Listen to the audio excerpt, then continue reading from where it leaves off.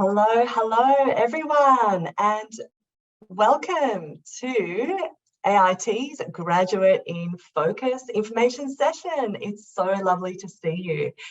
My name's Charlotte. I'm one of the enrolment advisors here at AIT in Sydney. And just before we start, just pop where you're tuning in from, Sydney, Melbourne, overseas, and just make sure you select host and panelists. Hello, welcome. So just pop in the chat where you're tuning in from, Melbourne, Campbelltown, great. Keep them coming, morning. Hi Cooper, hi Peter, hi Blair, Canberra, cool. Wollongong, excellent.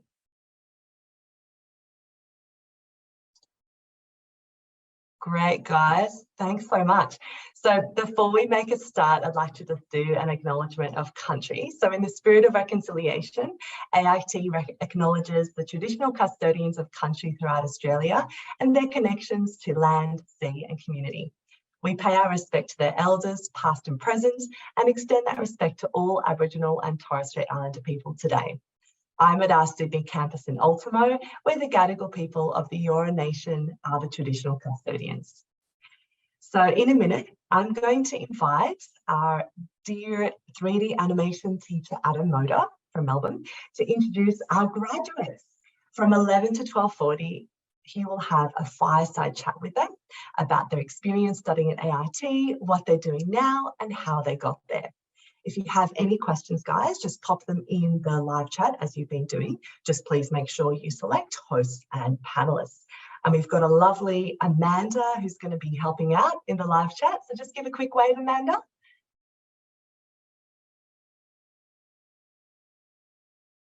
Amanda, are you there? Okay, so she'll come on in a second. Yes, hi. Oh, hi. Hello. Thanks so much for helping out there. So she'll be helping with the live chat and be collating all your questions for the Q&A from 12:40. So yeah, if you have any specific questions for our graduates or educator, just pop them in the chat and we'll ask at that point. Then Ivan, one of our other enrolment advisors, will come and provide some more information to you about all our courses. And Amanda will be on our live chat there as well. So without further ado, I'd love to welcome Adam onto the screen to introduce our graduates. So, hello Adam, how are you going? I think you're on mute. Yeah. Can you hear me now? Yes, I can. How are you going there? Hello, how you doing? Nice to see you. Yeah, welcome nice to everybody. see you too. It's great to be here in Melbourne on this sort of wintry, sort of semi-cloudy Melbourne day that we're all used to down here. Welcome to everybody to AIT and to our Grads in Focus session. Thank you for coming along on a Saturday morning to participate and engage. We want to see a lot of engagement, so if possible, we want you to, type your questions into the chat and get to know some of these graduates from AIT in all our disciplines that have moved on to bigger and better things after studying our courses. Feel free to ask what they're doing now, what their experience was like when they were studying, specifics about the software they were using or the classes they were taking, and of course, the jobs or the roles that they're occupying now outside of our course. We're very lucky. We've got some fantastic students, some of which I had the fortune of teaching myself while they were at AIT studying. And I'm going to introduce you to them all as quickly as we can, so we can get into finding out, what they're doing now and what their experiences were like. So get your questions ready as well. I'll be asking some questions to them specifically about, their study and their current work responsibilities. But feel free to, prepare some questions and type them into the chat for our team to field to these lovely graduates as well. Today, we're welcoming graduates from the game design course or the game design stream, the 2D animation stream, film, and the 3D animation stream. We have from games, Jack O'Shea, We have from 2D animation, Chloe Lambley. We have from film and IT, Goran Ilievsky. Bailey Paprick is also from film, and Tash Perrott from 3D.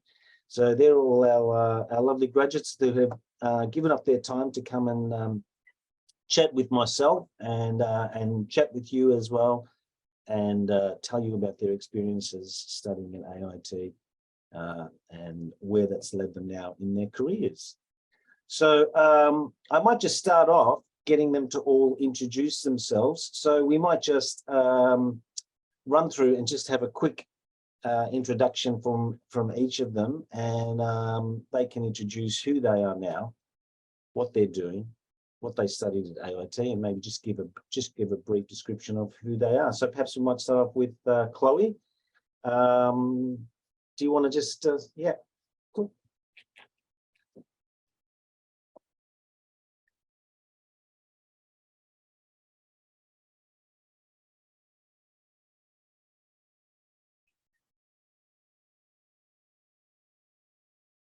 Awesome. Flying Bark, which is a great 2D animation studio in Sydney. What about Jack O'Shea? Good.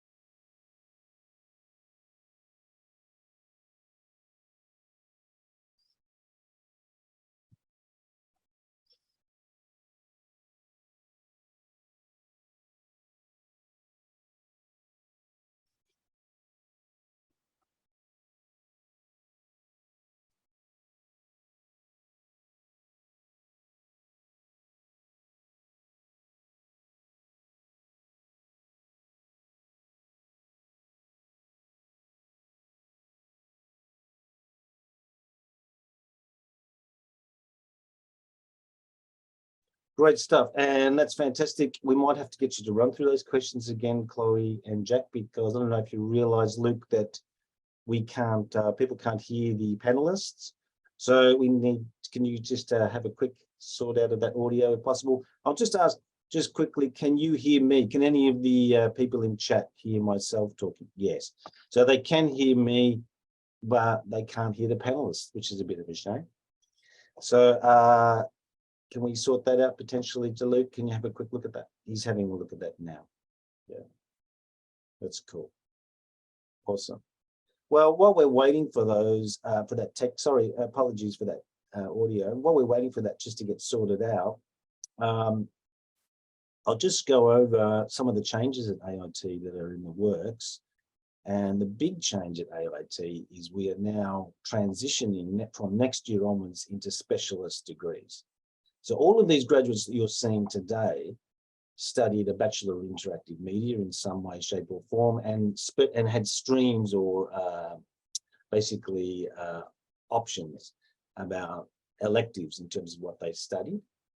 But from next year on, and what we've been busily working and developing are these brand new degrees. And what it means is the potential students can now go in and study a Bachelor of Game Design, a Bachelor of 2D Animation, a Bachelor of 3D Animation, and a Bachelor of Film. So all of those streams, which is what they used to be in our degree courses, have now been fully developed and fleshed out into specific bachelor degrees. So it was due to the feedback that we were getting from students that really wanted to focus on the areas that they were interested in, and perhaps not do as many subjects from other sort of related, semi-related disciplines. So we felt that that was a direction we wanted to go in, and we've now developed these amazing courses. They're incredible because it's given us a chance to redevelop the subjects, the content, to make them very industry focused, to make them very specialized towards the area of speciality that you want to study. and we think it's going to be fantastic for students, for new students coming in. So I just thought I'd, give you a brief description of that. You can find out more information about that from our wonderful team in admissions. The course advisors can give you specifics about those courses, what's involved in those courses, what subjects are involved in those courses, and it'll give you a detailed breakdown of how we're going. So we might just do a test, see if somebody else can be heard. Can we hear potentially from Chloe again? Chloe, can you speak up there? Testing, testing. Can people hear Chloe? No. Still no sound on our grads. Can we get them to jump into the Zoom meet potentially? Is that something we can do? Apologies, we're running Google Meet as well as the Zoom link. That could be the issue that we're experiencing here. I'm just waiting for our wonderful tech guy to get this sorted.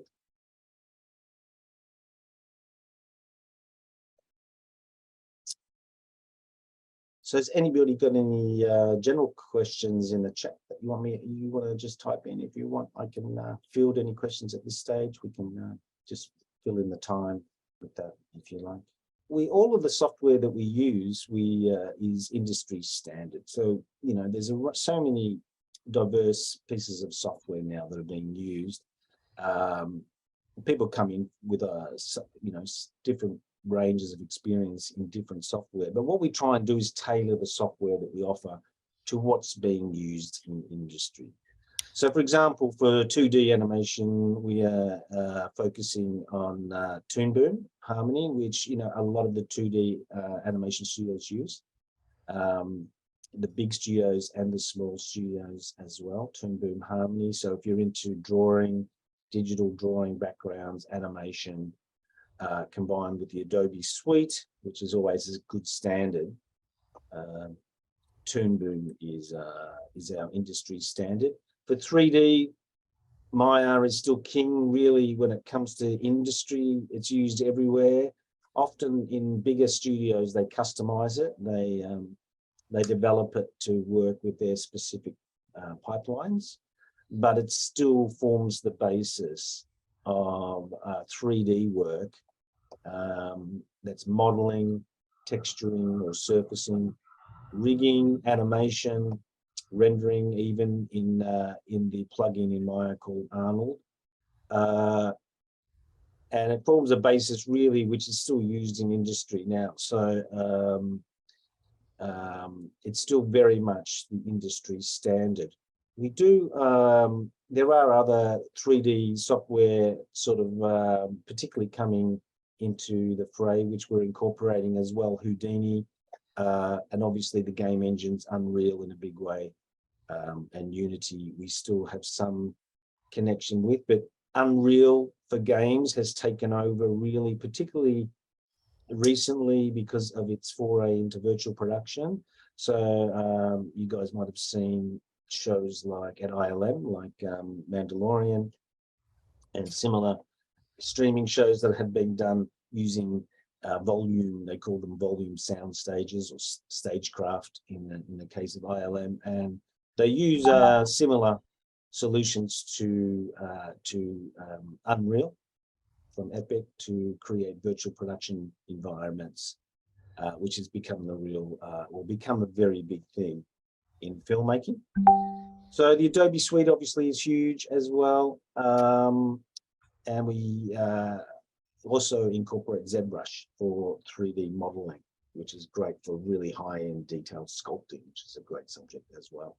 So yeah, short answer is we use industry standard stuff as much as possible. We're always upgrading, always looking at the latest thing to come along and gradually trying to incorporate that stuff as well.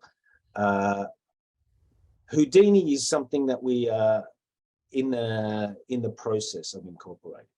So whether it's for VFX particle work or procedural surfacing, it can be used for as well, plug into Unreal. the details of how we're going to integrate it in the courses is still being fleshed out. Anything we should keep in mind when working with the team? That's a great question from is it Wafa? I think that's a great question, and we do value that. And a lot of the feedback we get from industry, they list working in a team environment, collaborating in a production environment as being a very important soft skill set that students and graduates should have. They want to see that. So we value that very highly, and we've developed a structure with these new courses to really push that aspect of the courses that students are studying. So the Forge is our capstone project subject, where students collaborate in creative teams to produce games, small games, 2D animations, 3D animations, and short films. And we screen them in festivals at the end. We screen them to industry panelists. We get their feedback. But it's very much about fostering that team environment, working collaboratively, working in a team, communicating, scheduling, coordinating tasks, resolving any conflicts that might come up. All of those great stuff that has to go into any production, any creative production. So we value that very, very highly. Good stuff. Good question. After graduating, Luke chiming in here. Adam, I'll just get you to double check that we can hear the grad's audio now. Okay, yep. We'll help try again. Chloe, can we jump back to you again? Yep. Is this working? I'm getting an echo there on Chloe. Ooh. Yes, they can hear you. Yes, sweet. I'll just turn off my Zoom.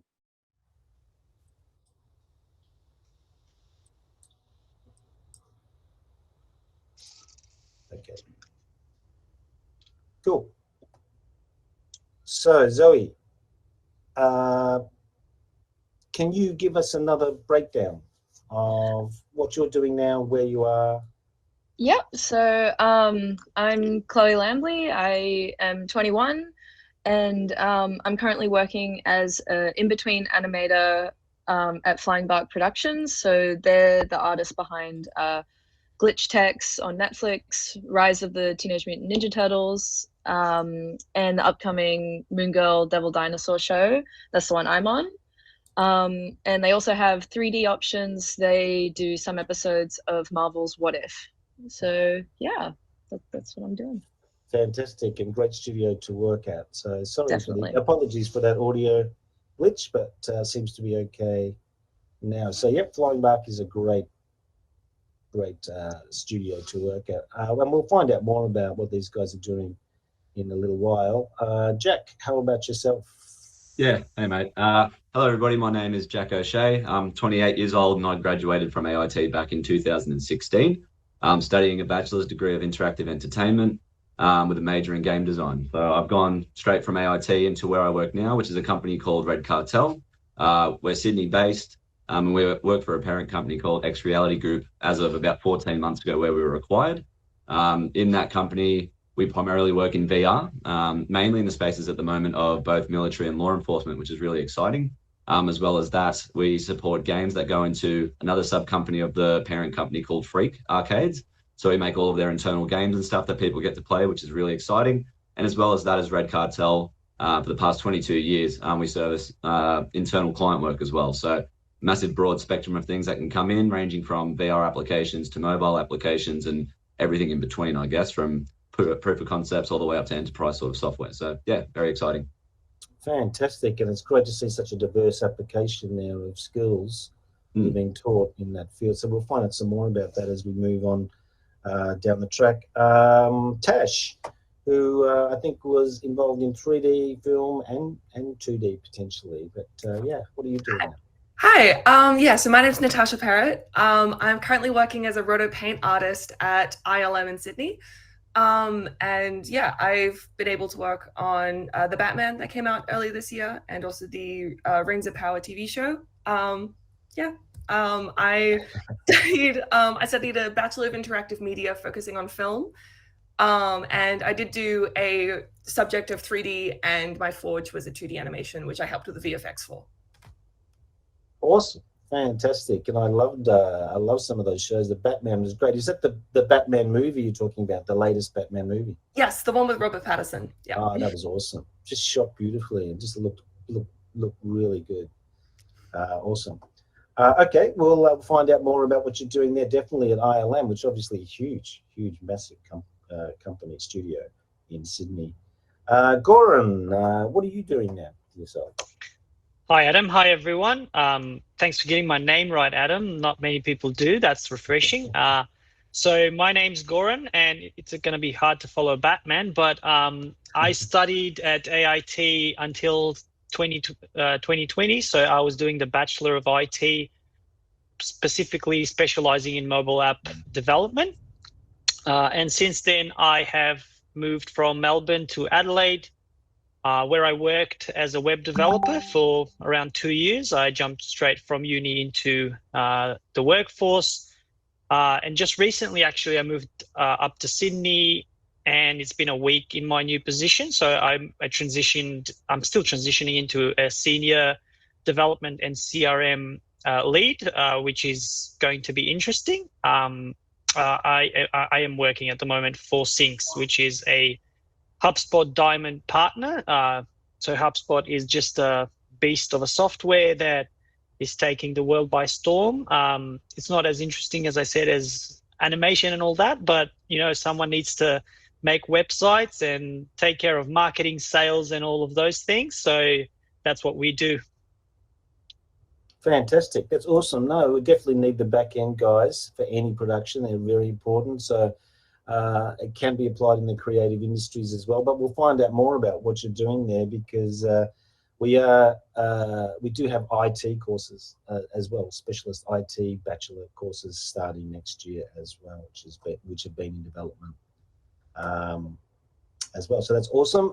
And we have Bailey here as well. So what are you up to, Bailey? Hi, yeah, the same as Goran. Not as interesting as Batman and Rings of Power. That is insane. That is the goal. But I left AIT in 2018. That's when I graduated. My partner and I both graduated and actually started our own content creating business. So we've both always had a focus on film, but through the course we learned other skills which helped us through the business, doing little graphic design jobs, basic 2D animation, but mainly film and photography work, working events and things for councils, projects for councils. And 2 months ago, I took on a role for Spotlight headquarters. So now I'm a videographer and editor for their content team for Spotlight, Harris Scarf, and Anaconda across the country. So it's a bit different to what I was doing before, but same sort of world. Great, fantastic. And again, that shows a diverse application in sort of like an advertising or marketing sort of area, isn't it? For film? Yeah, definitely. This new role is definitely more on the marketing side of things. Our other role was more just kind of showcasing what councils are offering and what projects are doing and fundraising sort of things, trying to raise money for different charitable things through COVID. Yeah, it's mixed. Awesome. Okay, so we might just go on with a few more direct questions, and I might stay with you, Bailey, since we're on you, and we'll go backwards perhaps in order. How did AIT prepare you for a role within your area of speciality? So for you, obviously, in your film career aspirations, how do you think AIT prepared you for a role? Yeah, definitely. So our business is directly a reflection of the course that we did. When we were studying, it was a Bachelor of Interactive Media where we touched on film, graphic design, concept art, animation, a little bit of game design, but I'm definitely no game designer. That's the one area I couldn't place my hat. But everything else, we really did enjoy it. In high school, both of us, my partner and I, we were big artists and creatives and filmmakers and couldn't really narrow it down to one sort of area that we wanted to go. So AIT was a good option for us because we did get that broad range of options of different skills that we could keep improving. And then we made the business based on our skills. And then in this new role that I'm in, that was pretty marketable to them, obviously, because in the content creating world, there's new things popping up all the time. They needed someone that could be on the fly to do videography at different events. They needed someone that could edit the content together. and also knowing how to work with different brands, because I don't work for one company, it's 3 companies under an umbrella. So one day I'll be editing for this one, and one day I'll be editing for that one, and the next day I'm shooting for this one. So it's pretty important to be able to know how to differentiate between the 3 and do that. So yeah, definitely help. Good answer. And I'll just ask, just follow up just quickly. We often find that when people go out into the workforce, they're asked to work on multiple projects at the same time, which is a bit different from study, I guess. How do you think you were prepared for that, or is that something that you can only really find out on the job? I definitely think I was prepared for it. In our different classes, we had different films and things going on, especially in the Forge. That was really intense, as all of us would know. It was pretty packed workload, and I think it definitely helped, especially in terms of this corporate role that I'm in now. At the moment, I'm editing a series of TikToks, which sounds ridiculous, I know, but I think there was about 12 that I was working on yesterday, and those are due in the coming days. Then I have 3 YouTube videos to edit as well. I work in the social content team, and then there's opportunities to move into the TV editing for marketing as well. But yeah, there's definitely always something going on. I haven't had one moment in the last 2 months where I haven't been swamped with work, which is great if you enjoy being swamped with work, which I do. I definitely would rather have too much work than sit there twiddling my thumbs with not enough. So it's good. Great. Fantastic answer. Thank you. And Goran, what about yourself? How do you think you were prepared for IT? It was a different degree you were doing, wasn't it, back then? You were doing IT? Yes, I was doing IT, and while the official title is mobile app development, it does allow you to make your own path, I would say, throughout the course. So when you start off the first year, it's pretty much the basics of information technology, I would say, where you have a couple of different subjects. So instantly I kind of fell in love in the front end stuff, web development. So I had an intro to web development core subject that I really liked pretty much, and kind of went along the path of web development afterwards. So in the second and the third year, you actually had the option of choosing whether you want to keep going with mobile apps, or you want to focus on web, or even if you want to do game development, you can switch over. So that's a very nice thing, because you can start thinking, oh, I want to be a game developer, then you can find out something else, which is kind of what I did.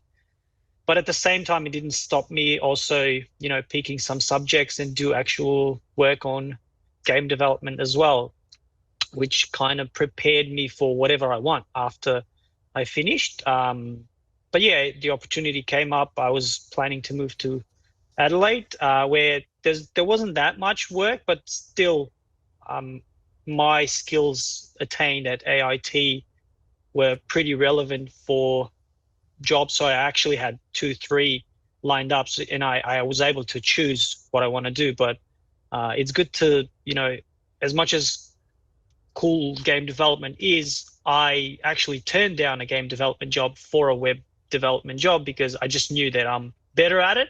And I went along with that one. But yeah. Interesting. That's really interesting. And I think, where we're taking the courses now, we are developing the IT degrees. There's Bachelor of Cybersecurity coming. And we're also expanding the development of games and game programming within the game design degree. So if you do the game design degree, which is a creative degree, you get to work on the IT side as well. So we're definitely incorporating it more in there, but developing more specialist IT degrees within the IT qualification. So it is changing from when these guys were studying, but changing in a better way. And it's interesting that Goran was talking there about, you start off in one way, you think you might be interested in doing potentially game design programming, and then find something else that maybe is more to your liking or more suited to your skills, and you can change. So we think within the broad classifications of these specialist degrees that there'll be more of an option for students to do that. They'll be able to stay within their disciplined choice of study, but also then, you know, delve more deeply into things like, you know, game programming, or, you know, if you want to stay in IT, doing cybersecurity, which is huge now. So yeah, fantastic, awesome. Thank you, Goran. Tash, at ILM, how would we have, or AIT, prepared you for joining such a big studio and getting in on the ground floor there? And perhaps you could talk about the Jedi Academy. It's yeah, well, I would say AIT definitely prepared me in the sense of, you know, like, because it is such a small campus, everyone's really, really close together and you make a lot of really close friends. And I'd say like the working together with a lot of different students, it really, really helped for the industry, because you're constantly working with people. Communication is such a big thing. And yeah, you know, being able to work collaboratively on projects and get to know everyone, like that was really, really helpful as well. And I would say, you know, having the freedom to make your own films, you know, short films for assignments and projects, and, you know, work on that and learn different skills of, like, for films specifically, like, you know, shooting your own films, editing them, putting the sound together, like that was really helpful, I'd say. awesome, fantastic. So good collaborative team environment there, good community. Jack, what about yourself? How were you prepared, do you think, or do you think there were challenges that there's no way you could have been prepared for when you got out into industry? Well, looking back, then ago, which is almost like 7 years now, but I'd have to look back at myself coming in sort of as like an intern junior developer when I came across into Red Cartel. So at that point in my career and coming across, I think like the biggest thing I got from AIT was I got to have experience in a lot of different areas that affected sort of game design and game development. So that being, I've done some modeling, I've worked on some animation, I've done definitely some programming, I've also done some front-end web development, things like that. So being able to come in at that early stage and being able to have that appreciation for sort of all avenues of the actual business itself, I think that helped me a lot. It allowed me to come in and sort of be able to try my hand in a few different areas, which I still do now. So moving into like a lead software engineer position, I need to be very knowledgeable across a lot of areas to sort of help all people on the team with what they're doing. So I think AIT sort of prepped me to start wanting to know about all these areas and not just sort of focus all my attention in on maybe just the programming side. So I've sort of carried that with myself, which I think has allowed me to sort of accelerate my career and sort of move into a lead software engineer position now, which is super exciting. So I would say that. I'd have to agree with Tash as well, that I made some excellent friends and excellent friends in teachers as well. I had Carlton, things like that, which I'm sure some people know. A very good friend in Carlton, Nick, and other teachers as well, where even having those friendships allowed me to then go to game jams and stuff, where I was there and knew of Carlton and things like that as well. And then he introduced me to people, and just naturally I started making more industry contacts as well. So taking that with myself, I'm still in very regular communication with a lot of people that I met from my early AIT days. I know people that work in the tapes as teachers, and now they help me with some of their graduates that come and work for us at Red Cartel and things like that. So yeah, look, to be a generalist, I would say, as you're coming out of AIT, don't really ignore certain classes or be like, this isn't for me, I don't really like that. Like, give everything the full respect because it's there for a reason, I would say, is the biggest thing to take away, and into your first job in your career as well, because wanting to work in all of those avenues will be a lot better than maybe someone at that very junior level that really just has that one dedicated focus. It can work for sure, but people in smaller teams, I should mention that at Red Cartel at that point was probably only 10 people amongst all of us. So at that time as well, people need to be willing to work across the board and have a passion for it as well. So yeah, I'd say that's it. Fantastic, awesome answer, and it's great to hear a number of times the concept of networking, community, making friends, reaching out, industry, and also your colleagues, because you never know where your student colleagues you're going to end up working with. Yeah. Or they might recommend you for a job if they get into a studio first. So that's very much part of the experience at AIT. We try and foster a culture of community and support. And there's a social aspect to that as well, which is great. Absolutely. How about you, Chloe? What did you feel about how being prepared to go and jump into Flying Bark? Yeah, so I mean, I'm pretty much just gonna be parroting what everyone else said, but you know that like I know that when I started at AIT, I was like, I know what I want to do, like I'm so certain on it, and that's what I want to get into. But then like because I had to do so many things, and like yeah, like I didn't end up sticking with a lot of it, but just like, you know, at least knowing the basics of other areas of the pipeline makes you really respect like how much can go into every single production. And another thing that I personally took from it was, you know, I found that doing a job in something that you really, really like can kind of be a bit difficult for then if you want to continue that outside of work. So what I really found was that, you know, liking multiple areas of study means that whatever you end up doing for your job, you can still do the other ones like outside of work without feeling completely burnt out. I know that I've talked to my coworkers a lot about this, and like, you know, not liking just the one thing can really help you personally, but then also like, yeah, in a work environment, I feel like the way the school prepared me, same as everyone else said, you know, just appreciating other areas of the craft, working with other people, because yeah, you really need to know how to work with other people to for any job really. But yeah, so Great, fantastic, awesome answer. And as you're touching on the animation, particularly, is a very collaborative, complex production pipeline, and you do need to have an awareness of what other people are doing in that pipeline, even if that's not specifically your duty. So you might be doing the storyboards, and then that gets passed on to layout, and then that gets passed on to the key animators, and gets passed down the line to inkers and colorers and all of that sort of stuff. So having an awareness of all of the skills that go into a production is obviously beneficial. We might stay on you, Chloe, there, and just you touched on it a bit, but the next question is really about group work.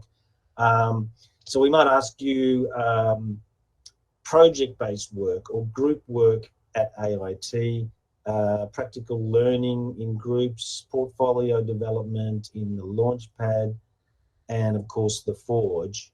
I will just preface that by saying in these new degree courses now, we have more of those classes structured in as lab classes. So they're actually triple classes, and they're in terms of time, and basically they're much more like they're like a mini Forge or a mini group production-based class. So there'll be more opportunities to do even more group work. So perhaps, yeah, I could ask each of you to sort of think about how important group work is, production-based work. Chloe? So I would say integral, because like, you know, as soon as you get into the industry, even if you don't communicate with people at your same level, you're communicating with your supervisors and coords like every single day. So, you know, understanding their jobs and understanding them as people, I think just, you know, you need that if you're gonna be respectful, be respected, you know, yeah, all that. And then in terms of like people like on your same level, just knowing how to work in a group, you know, so much that I have learned on the job has come from people at the same level as me. And when you're in a student environment, you know, you're all on the same level. So just knowing how to, you know, work as a team, not be like egotistical, you know, don't think you're better than anyone else. Like it really is a team effort putting these projects together. And, you know, that is really tested and displayed in the group projects that you have to do at AIT, because, you know, you don't get to choose who you're working with in real life. So you have to just have general people skills. And I think that really comes out in the school projects. Yeah.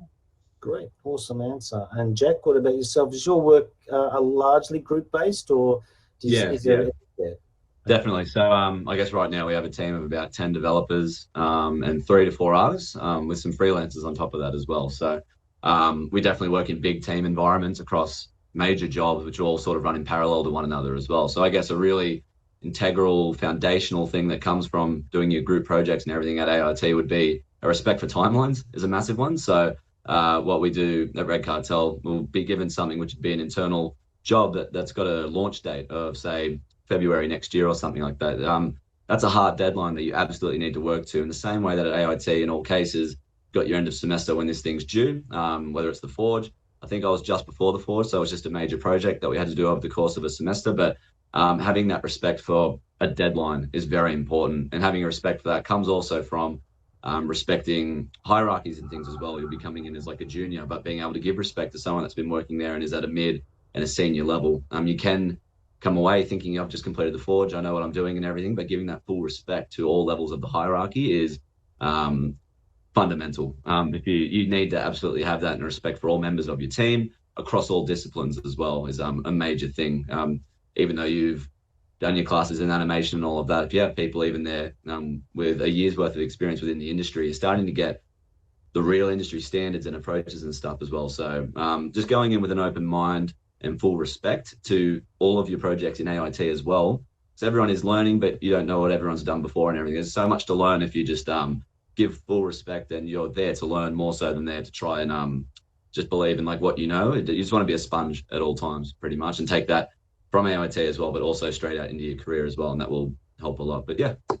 Fantastic, awesome, fantastic, great answer. And Tash, what about working in groups in ILM? I mean, that's such a huge studio, and I imagine there's massive departments and it's very compartmentalized. How do you go working there in groups? How important is it? Yeah, I would say it's extremely important. Yeah, ILM is a massive company, and in that company, then there's all departments, and in departments, then you have your groups of who does what. I would say most of the time while I'm working, I'm on my work, I'm on my shot, but it's great because if I'm stuck with something, I can go to my work colleague and be like, hey, I'm struggling with this. Do you know a solution, or do you know how to fix it? And vice versa. Like if they're struggling, they'll come to me. And it's like, you might not necessarily be working with people constantly, but you need that element of teamwork to help each other out, because, it's not this thing of you're in the industry, you're fighting for yourself. You need to help everyone around you. It's so important. And, I think having the people skills and a good work ethic is so more important than, like anyone can learn the skills to do a job. It's learning how to be, a team player and have everyone together in that community. That's really, really important, I'd say. Fantastic. Awesome. Fantastic. What about you, Goran? Are you doing, I might ask you, in terms of communicating in a group, how important it is to communicate, and what sort of different channels are available to you, particularly if you say working hybrid or online or remotely, and a bit of face-to-face communication. That would be important in group work, I would imagine. Yeah, absolutely it is. So it was very interesting to see how everything unfolded under COVID, and just how prepared AIT was to transition. We did not feel left out at all, I have to say, during COVID, because everything just worked seamlessly. We all got through the course without many disturbances, and we never felt left out. So the collaboration, we always talk about all the industry standard softwares that we use and everything, which is essential, but the soft skills and the communication skills that you gain during the courses are just not talked enough, and they're very, very important after you finish. So when you get to the interview stages, to nailing your first job, you really need these things. And I think all the project work that starts really early, actually, even from the first year, you get a lot of project work and collaboration work with your fellow students and mates, and also the teachers. It's really highly regarded. At least it was very useful for me to easily transition into a proper web development for me role. Or I know a lot of my mates went into mobile development, software testing, pretty much cybersecurity as well. I have a couple of mates, UI, UX design, just all those things that you hear in IT that is really in demand nowadays. But yeah, definitely it's something that AIT provided and helped me navigate my way through until today. Yeah, that's great. And do you communicate a lot internationally with members of your team? I think you were talking about that before. Yeah, so in my previous role, I was a web developer, but as I'm transitioning now, I went into a really small team. I'm actually the fourth member of the team, but we do outsource a lot of work. So I'm going to be working with a team of 100 developers out of South Africa who are going to do the whole heavy lifting of the back end of the websites, of all the marketing sales processes feeding into the front end. So I'm going to be spearheading that. I've only been a week in my role, so I'm still on the onboarding phase. But yeah, it's very important that I got all of those soft skills built up before in my time at AIT. And yeah, it's really paying off now, going to a more senior role just 2 years after I finished my course at AIT. Fantastic, awesome. And Bailey, what about you and working in a group that might potentially involve clients? I guess you would have a number of clients, and how would you say AIT's equipped you for that responsibility? Yeah, so I left AIT with a cohort of my own. The three of us wanted to start our own business. And we were friends, we were living together. Paige and I were dating, so there was a lot of cross connections. So communication was even more high stakes, especially through COVID, living together, working together.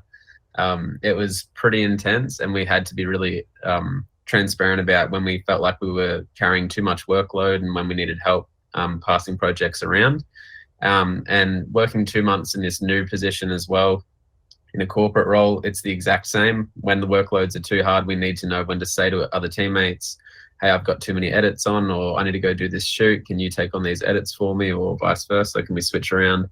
And it's been really good in terms of having a good sense of communication. And I feel like you also have to have a good social aspect in the work environment as well. If you don't have a bit of banter to get you through the day, and you just have work, I don't think you're going to get far into it. You kind of have to enjoy being there and making the best of the situation. And you know, you don't have to be best friends with the person sitting next to you, but you have to be able to kind of have those more relaxed conversations so that when the hard times do come around, it's not so much of an ask to say, hey, can I have a bit of help with this? That's just my way about it. I don't know if everyone agrees, but no, that's fantastic. And I think, you know, that social aspect has been a topic of conversation for, you know, because of COVID and lockdowns and working remotely and hybrid. And we were talking about it before we started, and how a lot of studios, for example, are still hybrid. They're still having some face-to-face. They're having some online work, which they call hybrid. There's some studios that are offering remote positions, fully remote, so you can work from home, particularly in visual effects and high-end 3D animation. So, and of course, games was very much like that even before the lockdown. So, learning to communicate under those constraints was like a bit of a crash course for everybody, I suppose, involved in that. And AIT, I think we handled really well in terms of going online. I think we had a very short time, 3 weeks, to get the entire course online when the lockdowns hit, and transitioned pretty well. And we developed a whole lot of online services to support that.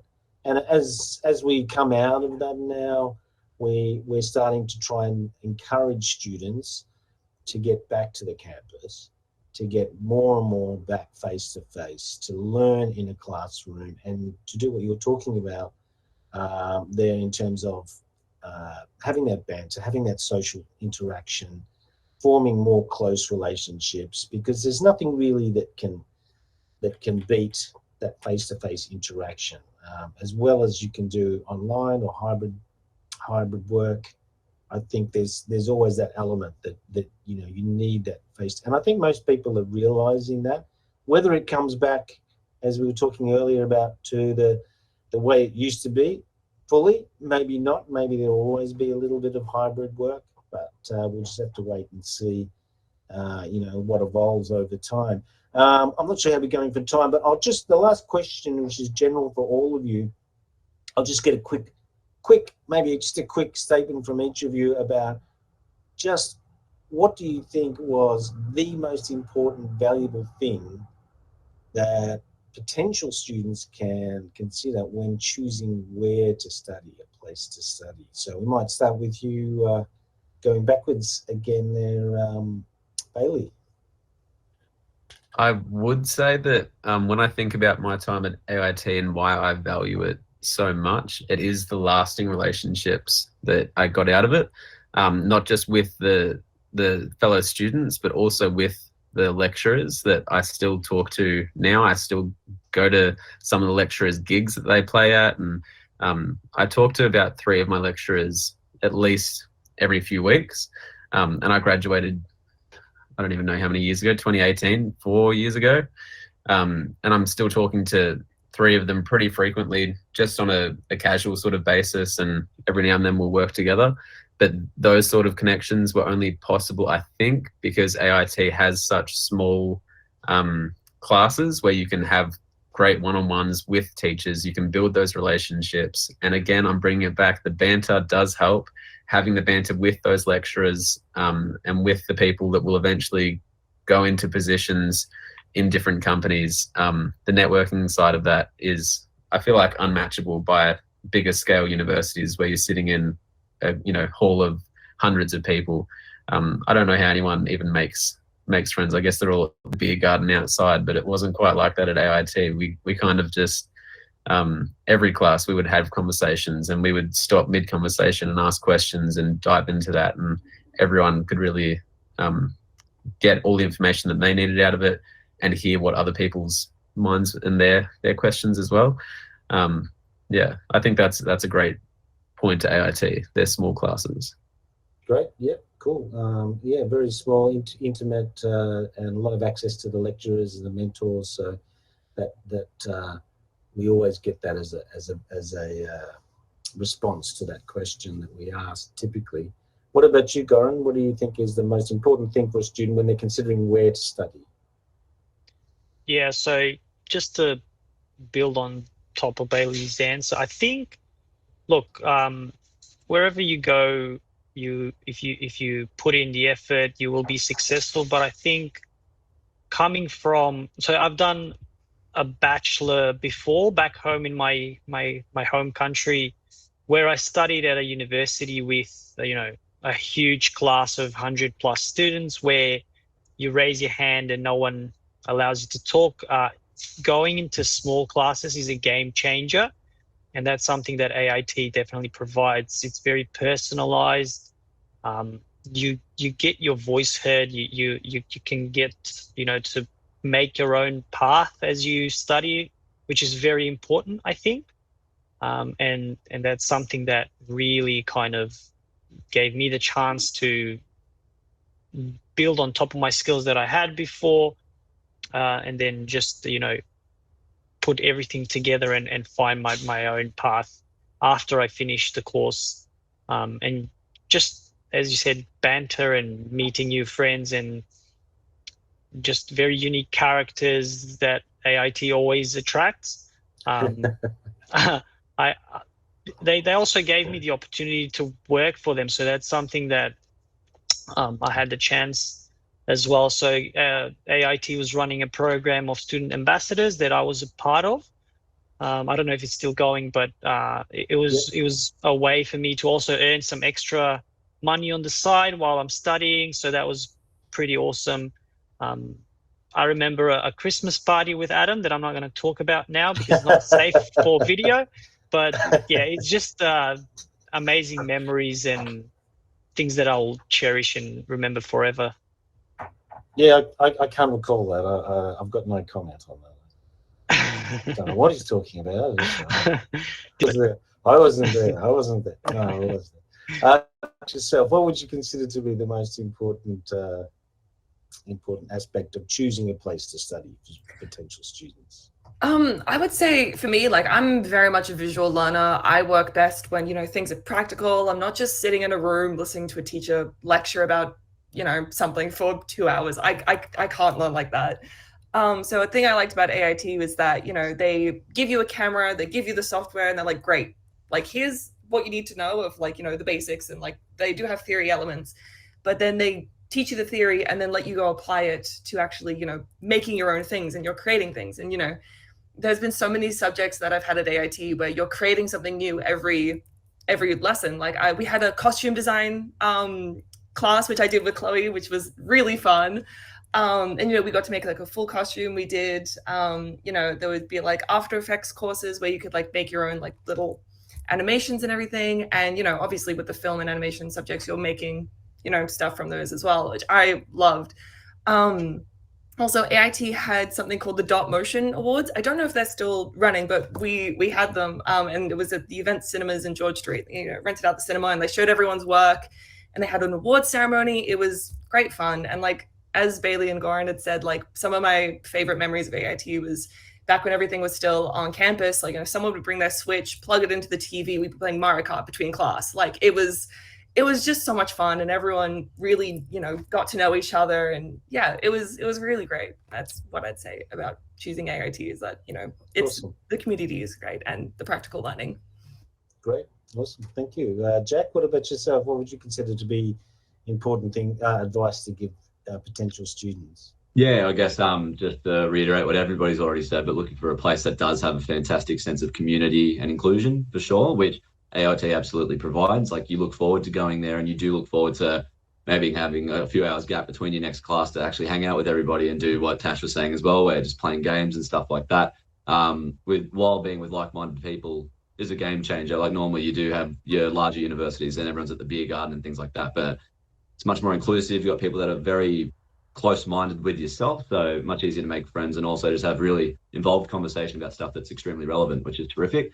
I touched on what I said before as well, that when considering a place, you may be like, on a program for sure, that's all I want to do, but maybe leaving your mind open to being like, what else can this place provide to me? Do I really just want to go into a place that's going to go down all avenues of something like computer engineering, where you're doing stuff all around the code, or do you have an artistic side to yourself where maybe it would be great to do a bit of modeling and animation and the Adobe suite and stuff like that? So that was something that really helped cement in my mind why I wanted to go to AIT, was I wasn't completely shut off from wanting to have experience across all other fields to take with me into my career. So yeah. Great, fantastic answer. So being flexible with your dreams and aspirations, you never know what trying something might open up other doors elsewhere which you hadn't considered. So yeah, that's awesome advice. Chloe, what about yourself? So I'll try not to repeat everything everyone else has said, because completely agree. But for me personally, you know, I've always loved to draw. I've always been an artist, so school was never my strongest skill in terms of academics. And one thing that I really liked about AIT was that it was portfolio based upon entry.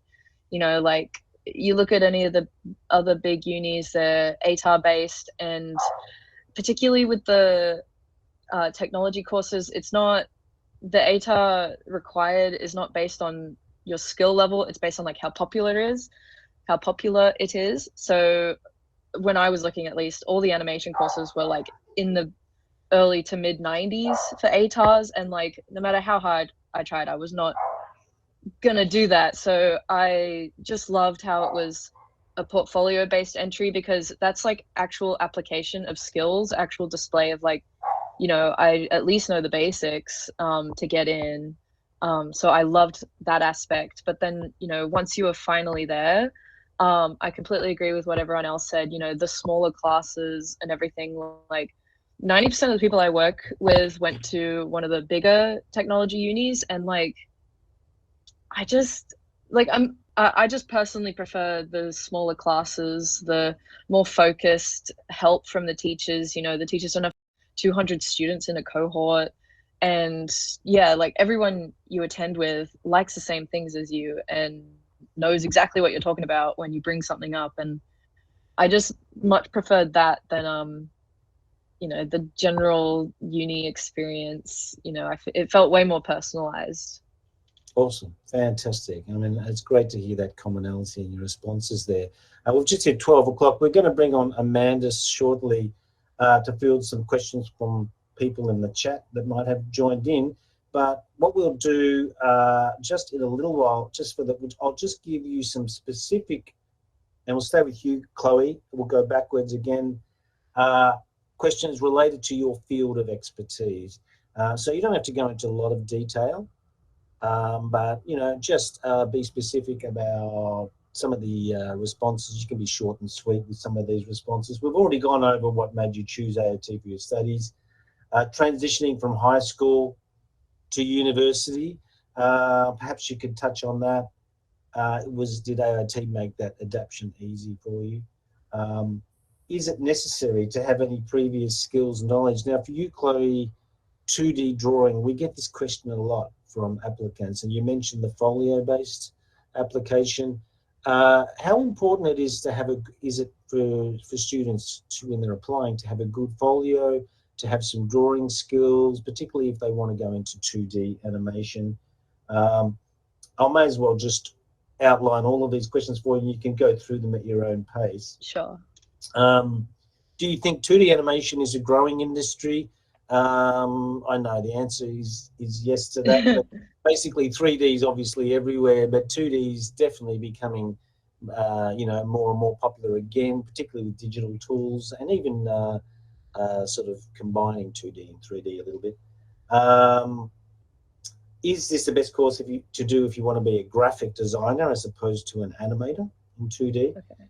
And do you need a Wacom tablet or any other equipment to do this course? So if you want, I can go over those again. But if you could give us. Yeah, I'll try and hit them as I remember them. Sure. So my journey from high school to uni was not usual. So I went to an open day at AIT, and I didn't know what I was doing, and I brought my portfolio with me because I had it printed out at the time. And someone at AIT, Tamara Popper, really liked it, and she actually suggested that I don't do year 12 and just start at AIT. So that's what I did.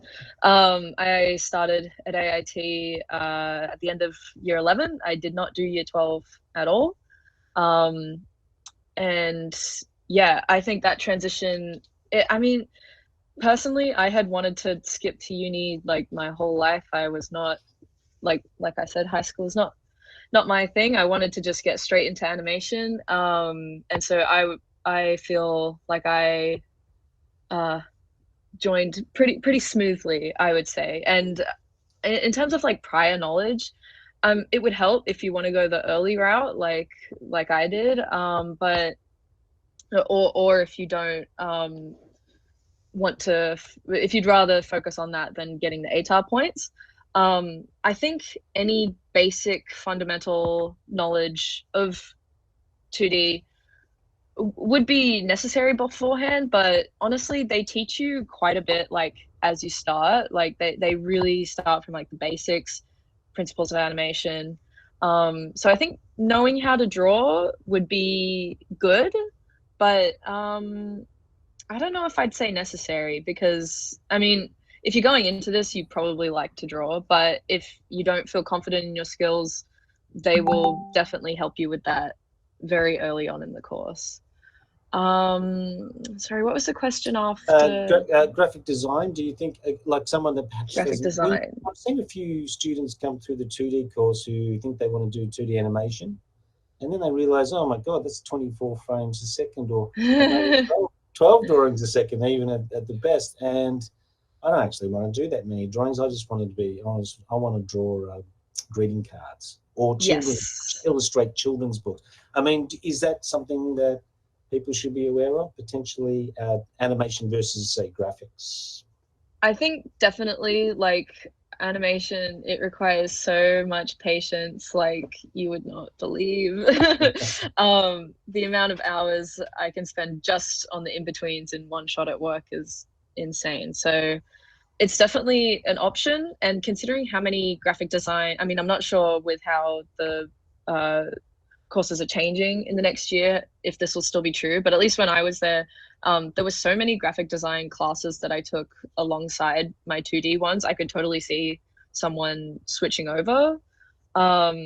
It's honestly a bit of a bigger industry than 2D, so I would say definitely an option if you would like to consider it. Would make total sense. Cool. And the equipment, we supply Wacoms and art pads. Yes. We've expanded those equipments. We have document scanners now as well for 2D, and all of the software you could possibly need. It's an interesting question. And the 2D animation bachelor is amazing. It's been expanded even more. Oh, It that sounds delves into amazing. things like backgrounds for 2D, layout for 2D, Perfect. creature animation for 2D, and then all of the fundamental drawing subjects that you were talking about that you learned, they're still there as well. So how to draw, perspective, and how to design characters and all of that stuff. Okay, well is then available even for more you. so I would say you don't need any prior knowledge if you want to just get straight into it. Yep, that's great. So I'll just ask, have you got any work you want to present to us, or are you going to show us anything today? Or Oh, I think I missed a question about the industry. yeah, I was. Oh yeah, do you think 2D animation is still a growing industry? Yes. Absolutely, absolutely. Like even in the past year or so, like yeah, it's not in cinemas that much anymore, but there's still 2D features coming out. At least Flying Bark, we did the Rise of the TMNT film recently. If you haven't seen it, please watch it. It is gorgeous.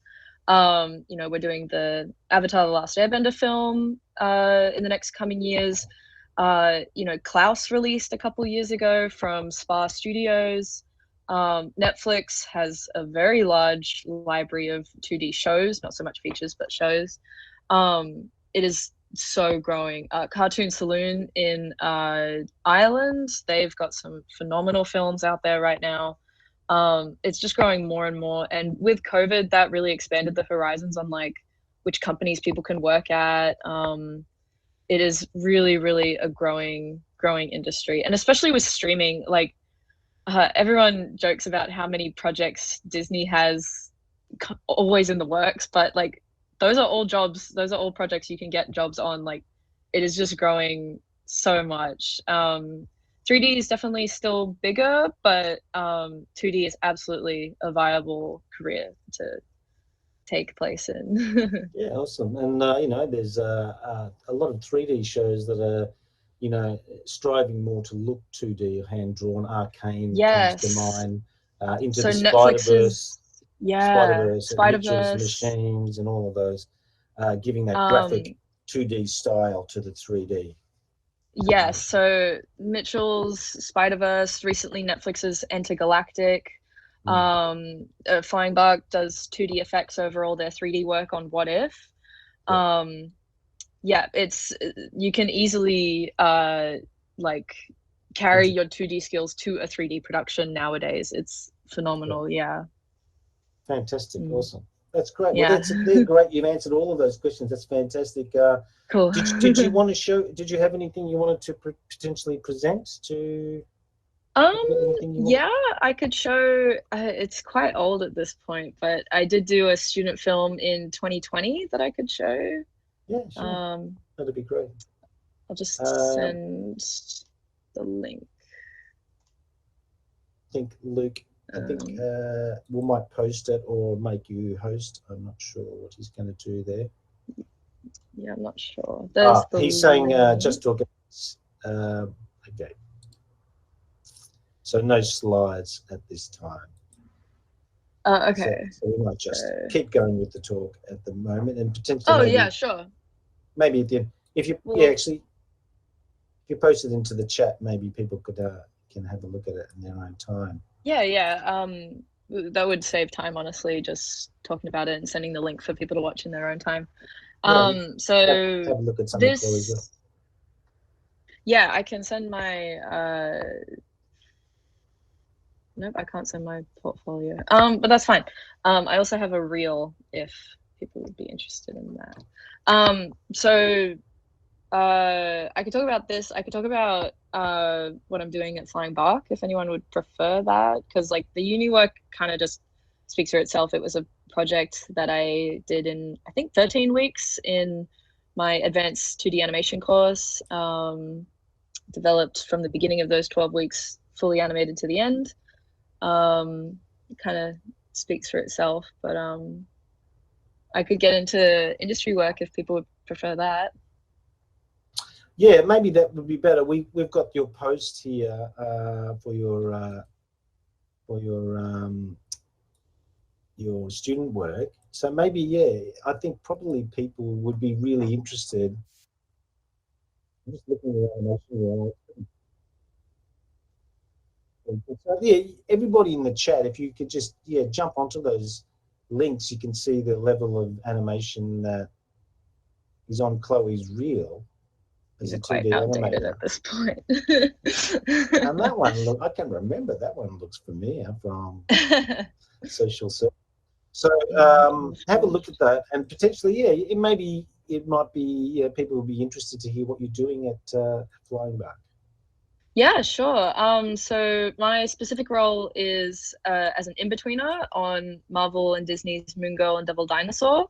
So my day-to-day includes I get a list of shots that I have to do. I have to do around 40 quota points per week. So each shot has a number of points associated to it, and the harder ones have more, easier ones have less. I have to make up around 40 each week. So I receive the key posed shots, which includes all the rough animation underneath, the key poses in clean art, and then I have to convert all of it to clean. So I don't do color or anything. That's another department's job, but you could say that it's just tracing the roughs, but often I cannot just trace the roughs to make them clean. Our rough animators are amazing, but their focus is on motion. I have to make sure that it flows smoothly from key pose to key pose, keeping all the details in there. I do the lip sync for each shot. And yeah, it can be quite stressful at times, especially if there's like missing details. A character design has changed from the rough to the KPs, so definitely can't just trace the roughs at that point. And those bids, they are always less, they always feel less than they need to be, because the amount of quota points per bid is like how long you're meant to spend on it. So like a 1.2 bid, you'd spend about an hour and a half on it. Same goes for every other number. Yeah, and so we're the last ones that touch it, like the in-betweeners, we're the last ones that touch it before it goes to clean and color. So we really have to make sure that everything's looking good, making sure the backgrounds are the correct backgrounds, sound's all working, lip sync matches up. Yeah, we're the last ones to touch everything, and yeah, Fantastic. that's pretty much. You're given the key drawings and the breakdowns, and then you're in betweening as well as cleaning up. Is that correct? Yeah. So the keys are actually pretty clean, so I don't usually have to fix those unless there's an issue that's making them not work with the IBs in there. But yeah, we get the keys breakdowns, and then we have to make sure it all flows. Awesome. That's fantastic. I'm hoping to post some of my work when the show airs. Obviously, can't show it. Show now. Everything just Awesome. yet, but there's a couple trailers out there that go watch them. They're so good. Please. We will, and we'll look forward to seeing what else is coming up from Flying. Thanks, Chloe. It's fantastic and really great to see you moving on in the industry and doing what you love, doing what you're passionate about, and that's what it's all about, really, at the end, to get you, happily employed. We might just quickly jump on to Jack and see what he's up to. Yeah. So the rest of the guys are having a bit of a break while we sort of go through these specifics. For you, Jack, I'll read out the same thing, the list of questions here in front of me. What kind of computers and equipment, that's a pretty big question, are best to purchase when you're making games, developing games? Yep. Did you have any experience creating games before studying in AIT? How's the game industry in Australia going? Could you use the equipment at AIT to work on personal projects outside of class? And I think potentially you might not even have time for that, considering you do have assignments due and all of that. But you might have been able to. What kind of equipment did AIT offer at the time? How difficult is it to work as a game designer? And with the skills that you've learned, did it equip you to be a 3D artist or 3D designer as well? Yeah, no worries. So I can start stepping through all of those. So your very first one was, what kind of computer and equipment do you need to purchase in order to start creating games? So it's an interesting one. The funny paradox, I guess, of that is the specs of devices that stuff is beginning to run on now is becoming almost less and less than what it used to be, like where you just used to think of AAA games immediately, but now all of our stuff is focused towards these standalone headsets where you're running on mobile processors pretty much and doing all of that. So I guess if you're doing that, you look at the specs of what you're targeting and something around that level. So we are at a really good point now where if you're just targeting mobile development and standalone VR headset development and things like that, you really don't need too much. It's when you're stepping into the realm of I'm making AAA games and very intensive programs and things like that, that you would actually need to get yourself a pretty heavy duty computer and specs in that, and your graphics card and your motherboard and everything else. So it's not what you think. You can run Unity on pretty much like any sort of laptop. You can even in some cases run it with onboard graphics cards and things like that these days. It's becoming more and more accessible to a larger group of people, which is excellent, which I think is the overall goal really. And when you're first starting out, especially during your course, and once you come out from there, you won't be working on anything too intensive where you do need to warrant it with these big heavy duty computers. So it's all flexible, it's all scalable. It's what are you actually working on yourself, and what's the end platform things are going to. If you're working towards doing stuff for consoles, there's clear specs about what you need in regards to developing. If you're targeting mobile apps and things like that, it obviously comes back and is much less. And then if you're going in a studio with AAA games and all of that, there'll be a spec of what you need to work to as well. So yeah, that question is extremely flexible. But if you've got a computer and you want to know, my biggest suggestion is grab Unity, load it up, and just see how it performs pretty much. And then you'll get a very clear indication very soon. Stepping on to the next question, did you have any experience creating games before studying at AIT? So I did extremely well in both music and business at school. So didn't even have gaming or going into a degree in that stream even on my radar. So I actually started at a university doing accounting for 1.5 years. During that time, I feel like I really just felt like I had to make the jump into that uni degree, which I do not suggest. Like, I do really feel like people need to be very sure of what they want to do and make sure it's something that you are extremely passionate about. Did that for 1.5 years, and already from after the first semester of that degree, I was starting to fall off and doing stuff in my spare time, which naturally was looking at Unity and programming. So I did that for a full year before going to AIT, and naturally deferred out of my accounting course and started looking and came across into AIT. So I made that jump, which is an interesting time in my life where, I don't know, it was a big conflict. Like, do I leave uni? Like, is this really going to work out? And I told myself, yeah, I'm extremely passionate about this and I'm going to make it work. Is this a good place to go into? I'm going to make it work for myself and do whatever I need to do. So yeah, that's how that all happened. I did have about a year's experience. It was not good stuff, I will say. When you try to start going down into something like game development and just trying to completely teach yourself, it's a game changer. Once you do get into a uni degree and have experienced teachers helping you, it just really accelerates things, which is excellent.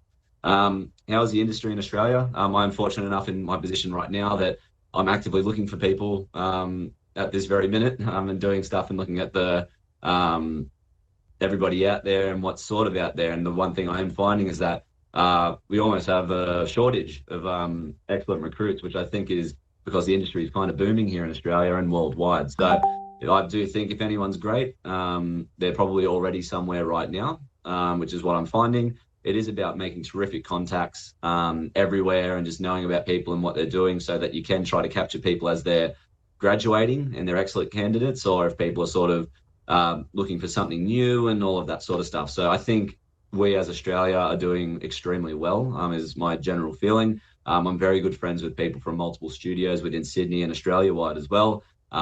Everywhere's ramping up. Everyone's really starting to work towards bigger projects. I guess VR is coming to more households nowadays and stuff as well. So the VR industry naturally is booming as well. Yeah, going really well, extremely well. Could you use AIT equipment, softwares to work on your own projects outside of the classroom? I guess to go along with what you were saying, Adam, where you mentioned you don't know if you even have time to do that. If you're extremely passionate, you will make the time and you will get there. So I was naturally, yes, working on a lot of stuff in my own time. If you got to a certain point in the class where we learned about particular concepts and that in regards to programming, I wanted to take it a step further and go home and further look into that stuff and try to really ingrain it into myself and see what I could learn beyond what was there within the curriculum. So you absolutely can. It's there for anybody that's passionate enough about it and really has the drive to do it, because I was also juggling that with about 30 hours of work in a pub per week as well. So had all of that going. But like, it's there for you. It's like anything. If you've got the drive and passion, you'll make it work and get yourself as ready as you can during your degree for sort of when you transition out into the industry. So it's definitely there. It just depends on what you got going on in your life and all of that stuff as well, and just how much drive and passion is there. But yeah, what kind of equipment does AIT offer? So at my time back in 2016, there was always a computer available if you wanted to do anything outside of class time, and we had enough labs and classrooms and that filled with computers that you could always find one to jump onto. At the very end, when I was about to graduate, we did have some VR headsets brought on board, which I believe are still there now, as well as a mocapping system as well, which is pretty interesting, and got to go in there and work with that a couple of times as well. But it does sound like there's more access to, I guess, VR equipment and things like that now, which is excellent to hear. But yeah, definitely, there's never the main thing you're using is a computer, right, for pretty much anything you're doing. So as long as there's always a computer available, that's your major resource, and there was never like ever an issue with that, which was great. Sure. How hard is it to work as a game designer? I'm lucky enough to have moved all the way from junior intern, as I said, all the way up to a lead software engineer. So I can sort of reflect on this at all sort of levels of the hierarchy. So as a junior, at that point, there's a lot to learn. There's a lot to soak in, a lot to be doing. So at that point, it can be extremely daunting. And again, you need to rise to the challenge. So that's one of the harder parts is transitioning in. You're now a part of a big team with protocols and standards in place about how things are done. And you need to start aligning with that to move towards the industry standard of what's happening. So at that junior level, it can be quite daunting, but it's one that sort of has a steep learning curve that once you sort of get over that hill at the top of that curve, it becomes a bit easier for sure. It's just like the initial stuff of I've never worked in a professional environment before. So you need to, what's etiquette? How am I meant to talk with people? What's the correct way to talk to people? Am I going to be client facing and how do I pull myself, I guess, into a conversation with industry professionals and things like that? Once you're transitioning from that period and you move towards more a mid-level developer, you now feel a little more comfortable. Not to say there's not challenges that come with it, but you will be bestowed with more responsibility as well. So along with that, challenges there. You'll work there for a while before you go anywhere near a senior role. But in moving into that, you now have even more responsibilities, and you're taking care of mid-level and juniors as well. And as well as doing that, you will start becoming responsible for larger modules of work, things like that.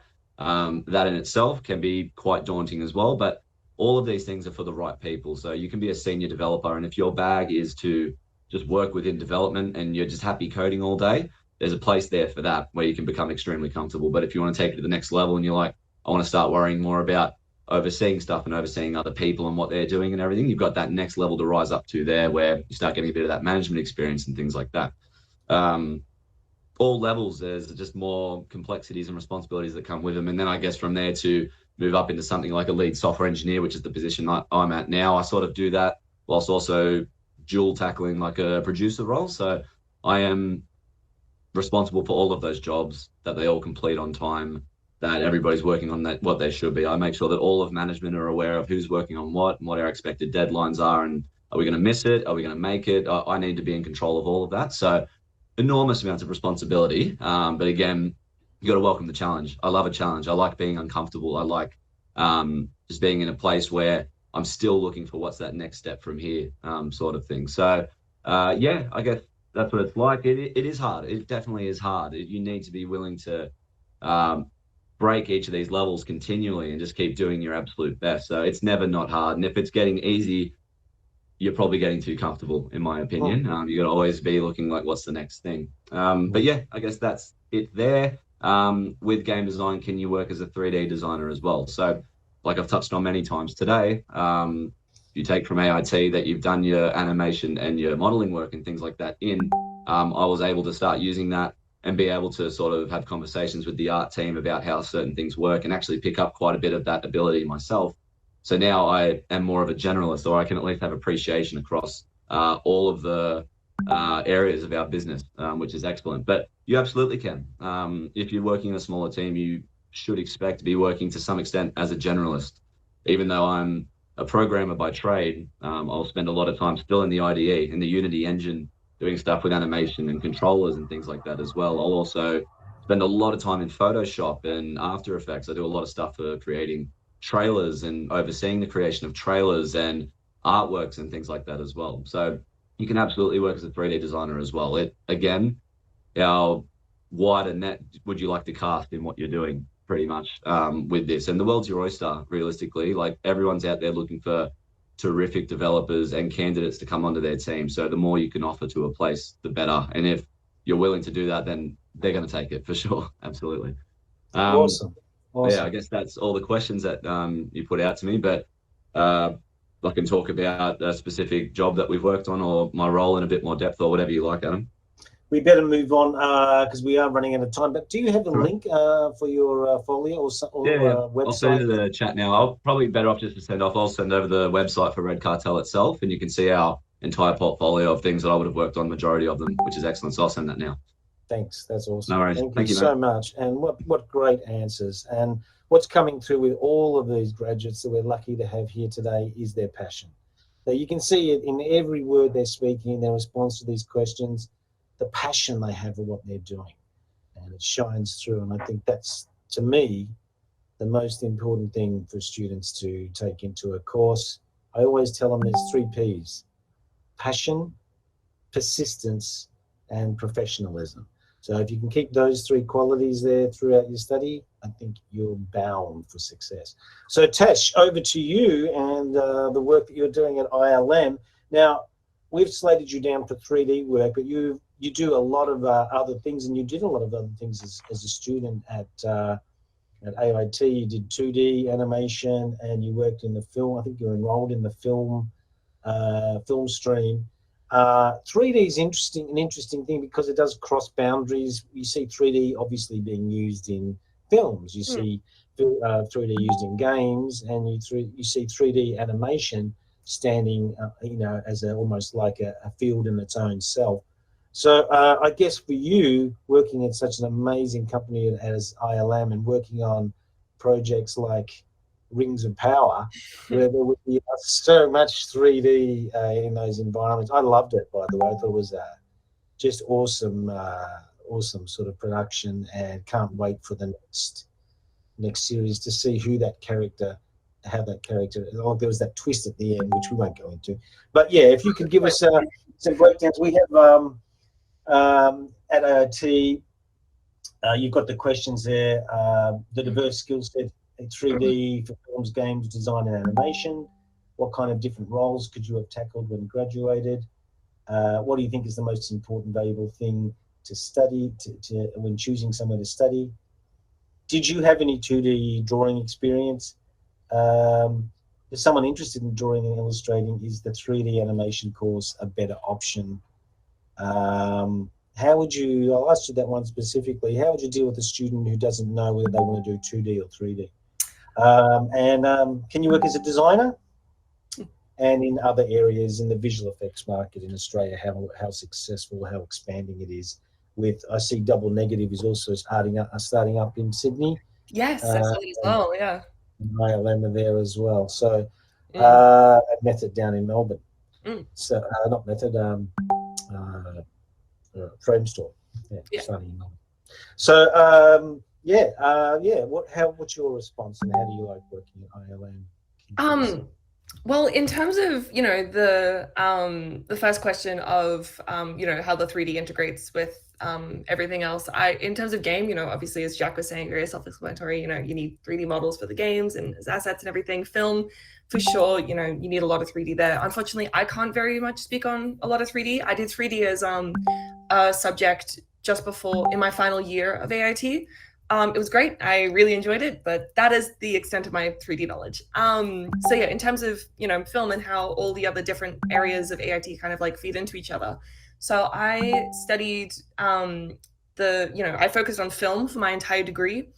And then when we got to Forge, it was the final semester, and it was in peak of COVID. And from my previous experience, shooting a film in COVID is very chaotic. It's really hard, with all the restrictions and, people limits in rooms and everything. It was a lot. And I thought, you know what, I really want to test my visual effects skills. So I joined a 2D animation group. So I worked with the 2D animation group in terms of they did all the 2D animation. I helped with the story. We had to do a social media section for Forge as well. So I did all of that. I helped with the sound design.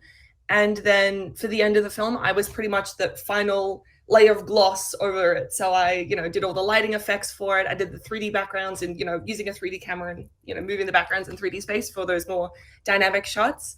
And yeah, I had so much fun with it. And that's, I think, AIT really gives you the freedom to not just, you're not just in a box learning one thing. If you're in film, you stay in film. Like, it's very much, you're allowed to go off and branch off to different areas, which I really, really enjoyed. I think that was great. And I had the time of my life on that 2D project. Like, the team was great. I have a lot of really long lasting friends from that. And yeah, I just had a lot of fun. So what was that project? It was called The Call of Calum. I can link. Yeah. So I have a visual effects breakdown plus also the short film linked if people are interested.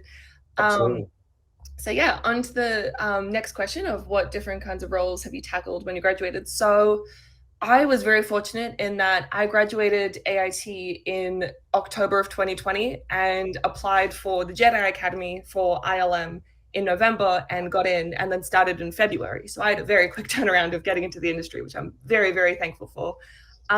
So yeah, ILM was my first industry job. And I'd say with that, my department is the paint and roto department.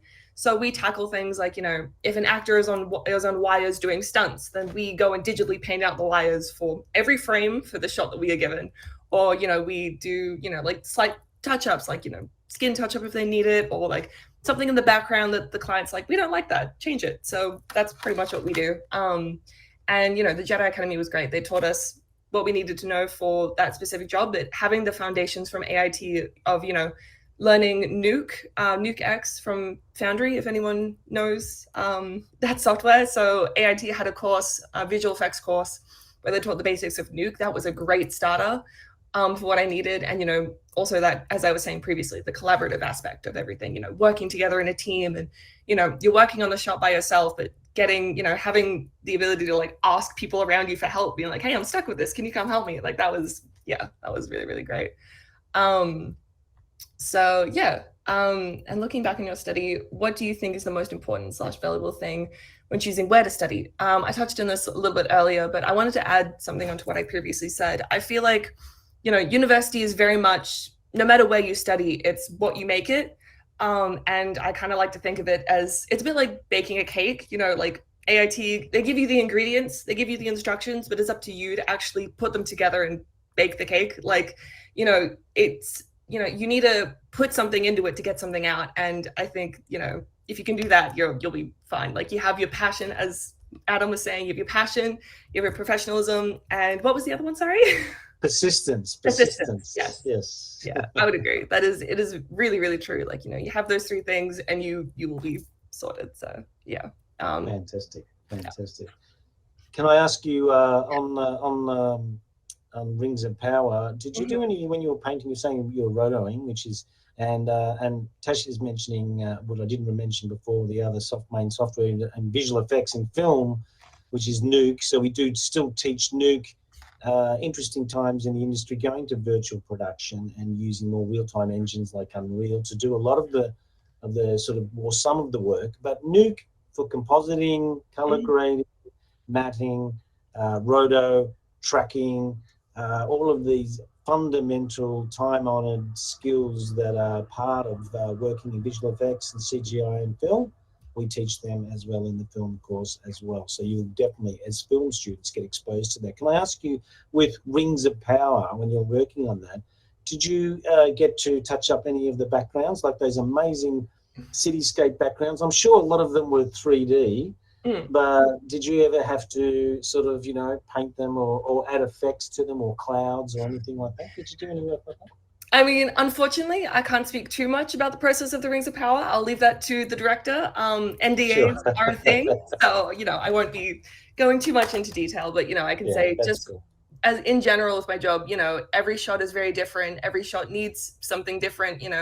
Things that are shot more practically.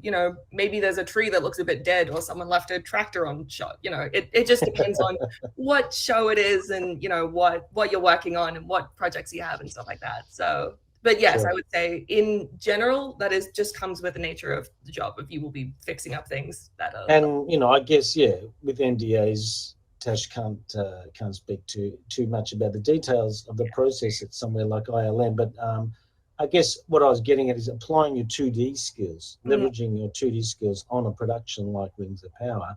There's obviously a great need for people with those sorts of skills as well. Definitely, for sure, yeah. So that's great. Awesome. Yeah. Fantastic. All right, so do you have anything, a link that you can, did we get everything? Oh, did we get everything from you? Oh, about the drawing for, I mean, obviously I'm not a 3D artist, unfortunately, so I can't really speak on those topics. I'm sorry, everyone who's interested in 3D. But I will say at the bottom, how's the VFX market in Australia and how did AIT prepare you for that? I would say the VFX market in Australia is growing. It is definitely there. There is a demand for it. And not to plug my own department, but to plug my own department, paint and roto is an area where we need a lot more people. You know, like it's very underrated. It's a great department. Like you're actually working on the footage that is being filmed. And I'd say it's great. If you have an interest for anything like that, definitely look into it. It's a great field and we need, like, there is definitely a market for it. So, yeah. Fantastic. Awesome. In terms of linking anything, I can send a link to my student project, Call of Calum. And also there was a article that was done on the Jedi Academy and my experience with it. So if people are interested and want to read more about it, I'm happy to send a link to that as well. That'd be fantastic. Yeah, put them in the chat. I'll post them in the Zoom chat. So that's awesome. Thank you so much, Tash. And I've got to say, you know, we have had another student that I taught personally who did do the Jedi Academy. I was talking earlier to Tash about, who's also at ILM now, working in their as a junior animator. Yeah. So we see students that if they want to get to the next level of their career, they can build on what they've studied at AIT and often do other courses which will take them further. And something like the Jedi Academy is obviously specifically related to ILM. So it opens doors wherever you study, but especially so at AIT. So thank you so much, Tash. Fantastic insights. Awesome. Thank you. Great. Okay, we'll move on to Bailey now in film and go through a rundown of your experiences at AIT and what you're working on now during your degree, project-based work. We've already really touched on that. Can you tell us a bit about how AIT connected you to industry internships, master talks, dot motion? We talked about dot motion before and festival entries. We still do that. It was into lockdown. It suffered under lockdown. We haven't run it for a while. They're our in-school in sort of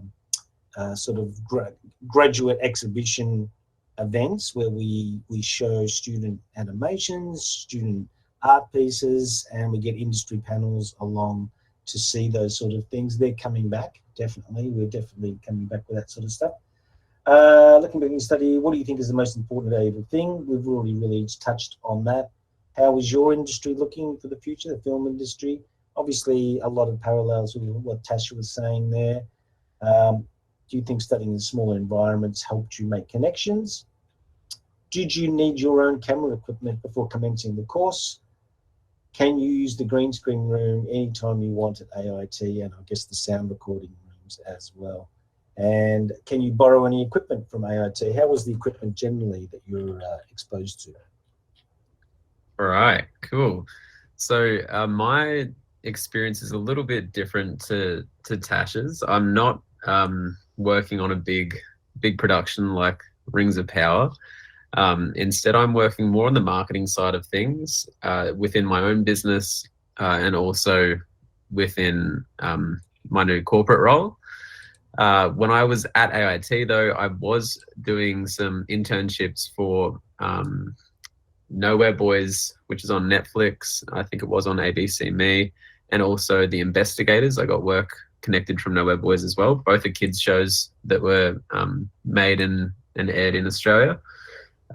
So both of those were through my contact through Tamara Popper from AIT. She was the internship liaison when I was at school. Love Tamara. Always got us the best sort of gigs. And yeah, she got us this position me and Paige ended up both working on this TV series, Nowhere Boys. And I was in the art department doing, at the start, just kind of basic set dressing, packing down sets, making some props, learning how to do all of that. And then with my skills that I learned at AIT, which was some graphic design skills that we were doing at the same time, I actually ended up pushing those sort of skills towards the art director and production designer and said, if you need me to jump on any of that, I can see that you've got some work that needs to be done, so I'm more than happy to do it. And showing my interest in doing that and having the skills available meant that they doubled my internship duration, and then again extended my internship duration, and then after that said, all right, we're going to hire you, you can stay on and join the team. And I joined the team as a graphic designer, doing background posters and signage, and pretty much everything that you see on screen has been designed. And yeah, it was a really fun and wild experience. It was crazy to go in one role and end out at another in a paid position while also studying at the same time.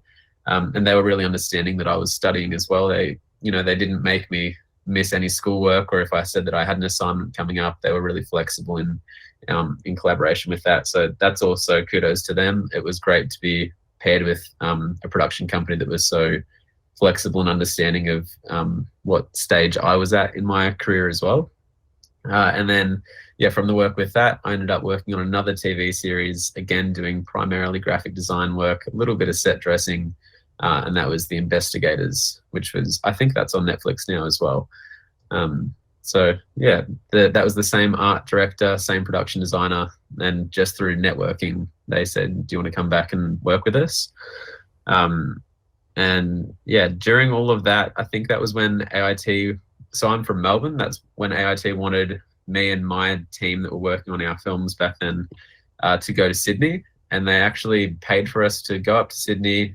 They paid for our accommodation and our food and the whole shebang, took us out on the town afterwards and had us accept awards, which we weren't told we were accepting awards. We were just told we were guests. We weren't even considering that we would be accepting them. And I think we got 2 awards that night, and then 2 awards the next Dot Motion Awards, which we actually ended up hosting in Melbourne. It was Melbourne's first official Dot Motion Awards at Cinema Nova.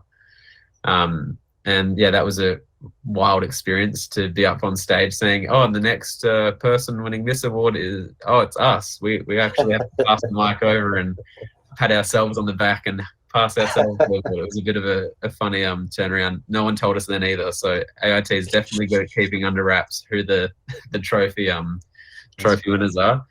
But yeah, it was awesome to be able to experience that and to see the films that were being made at the sister campus up in Sydney, and shake a lot of hands of a lot of people that put a lot of work into the school. And yeah, that was pretty great.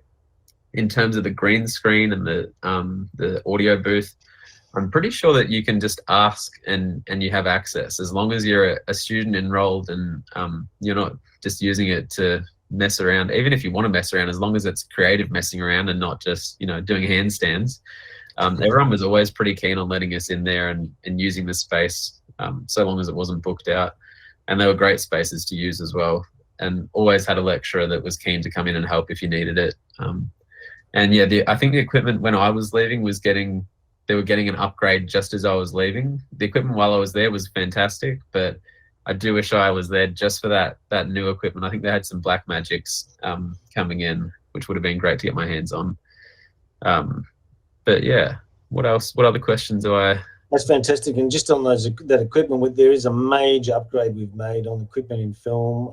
Just amazing investment in not only traditional film equipment, cameras and lights and dollies and all of that, but also some of the new tech that will feed into some of the more advanced filmmaking stuff that's happening now.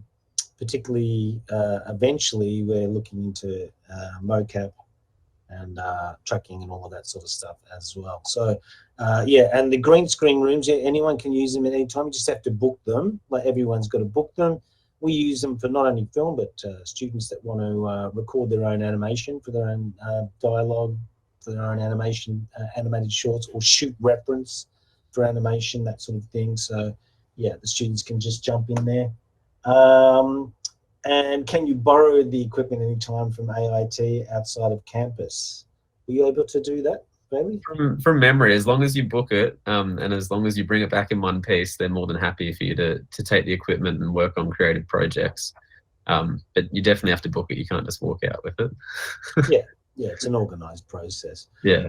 That's great. I might just ask you just a follow-up question there, Bailey, about do you think that the industry, your industry, is expanding in the sense of, and Tash was touching on that a little bit, but in terms of your industry, and I guess in VFX work it applies as well, is it contract-based work? Does it actually start and end? Or are you more likely to get a long-term job in a studio that goes on forever? Yeah. In my experience, for the more creative projects, they were contract based, but if you wanted to work on the next production, it wasn't so hard in our department to transition into that. But where I am now, working more on the marketing side of things, there is so many positions available, and it's the same as a lot of creative industries in Australia at the moment. There isn't enough people to fill all the spots. There is a plethora of choices, and when I was looking at this role that I'm in now, I actually had 2 roles that I was able to move into, and it was similar to, I think, what Goran was saying earlier, how you had that kind of option of this is my skill level and these are the jobs that want me, rather than a few years ago it would have been pretty different. It would have been more like, oh no, how am I going to get my hands on a job? There's so many people going for this one role. So there's definitely room for everyone to get into the industry. And they're pretty thirsty for people to join the teams and see what happens. So awesome, fantastic. Okay, that's great. Do you have any link that you might want to post potentially in the chat for people to look at any of your work? I don't know what I would post, honestly. The general content that I work with is not as interesting as Rings of Power or anything like that. It's more just like general social media content, council sort of stuff. So probably not as exciting, but if anyone wants to see stuff, they can just search up our website, Untitled Creations. Untitled Creations. Check us out. No worries. Thanks, Bailey. That's awesome. Great responses. And we're running a bit short, so we'll just jump straight into Goran and ask him what he's been up to there with some quick rapid fire, Goran, answers if you could. Whilst you studied AIT, were you recognised for your achievements and hard work, which in return you were offered an opportunity to work as a student ambassador? Can you tell us how this sets you up for success in your current role? Studying as an international student, we have a lot of international students coming into AIT with English as your second language. Can you tell us about how the environment at AIT assisted you? Why choose an IIT course with specialisation in it? I think you've already touched on that in a lot of ways. And how do the IIT courses at AIT stand out from other institutions? Beautiful. Yeah, so I'll be quick. Definitely having the opportunity to study and work at AIT was amazing for me. And it wasn't just me. There was a bunch of us that got hired on a part-time basis as student ambassadors, just to promote, just to go to expos around. We definitely got a lot of swag at these expos. So that was another pretty cool thing, but it kind of gave me the opportunity after I've finished to get a full-time job with AIT as well. I went into the role of student enrollment advisor, and it really helped me to keep myself afloat while I'm studying. As an international student, it's a very thorny way for us internationals coming from all over the world in Australia, but we definitely put in a lot of effort to be here and to have the experience that Australia and AIT in particular offers for us. And I know that most of my colleagues are happy to have studied there and to move on to proper jobs in Australia. Yeah, so it's a very multicultural place, AIT, I have to say. I've got friends that moved on to do bunch of different stuff in IT in particular. So I've got an Italian friend who's a UX UI designer now for Victoria Police. I have an Australian friend who is working with testing mobile applications. He actually worked on the Victoria COVID tracing stuff. I have a Pakistani friend who is a game designer at the moment. So yeah, everyone kind of, as I said before, paved their own way into what is their sweet spot. And I don't think you can get that experience in many places. So how did the IT courses at AIT stand out from the ones that you see at other institutes? Yeah, a lot of the big IT universities and courses that are offered in the big universities are taught by, without not trying to offend anyone, but are taught by, dinosaur professors, as I want to call them. They've never worked in IT. They've never worked in industry. They just started 30 years ago when the internet was invented, teaching, the most basic programming languages, and they kind of stopped there, and they never follow along with the current events.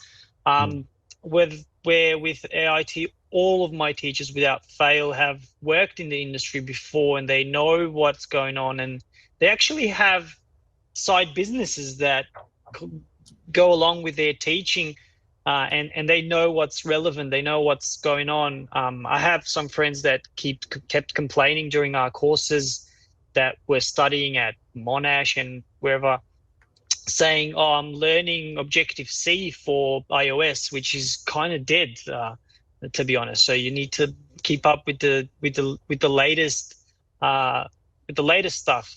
So we learned languages like Kotlin, like Swift for iOS, React Native for cross-platform for mobile apps. Specifically, if I talk about Python. Just some of the things that I can think of that are definitely really industry relevant, and that will give you the opportunity to jump in straight away into a job that is in demand. And yeah, the skills are definitely in demand more and more in IT, and it actually sounds really good that AITs keeps on morphing into the reality of today. And cybersecurity is a big thing, so if you guys start offering that's amazing, because it's definitely in demand nowadays, as we can see. Did I miss anything else? No, I think you've covered them all. That's fantastic. Great response, Goran. Really good. And yeah, it was great to work with you while you were at AIT, and I'm so pleased to see you, kicking goals and moving on now, as I am with all of you guys. Fantastic responses, and keeping relevant with technology is so important, So we're going to bring everyone back. We haven't forgotten you in chat. All your questions, I've been seeing them. There's a lot of questions there, so no one's going anywhere. In fact, we're going to introduce Amanda, the lovely Amanda, to come on and help, I believe, now field some of your questions that you've been typing diligently and patiently in chat. And these guys are going to hang around very graciously. We're so grateful and appreciative of their time today. They're going to hopefully field some of your questions in chat, so we can respond to some of the questions that have been accumulating. So Amanda, are you there for us? Hello, can everyone hear me? We can hear you, but you're echoing to me a little bit. I think your Zoom chat is still on. So just leave the audio in Zoom. Let's see.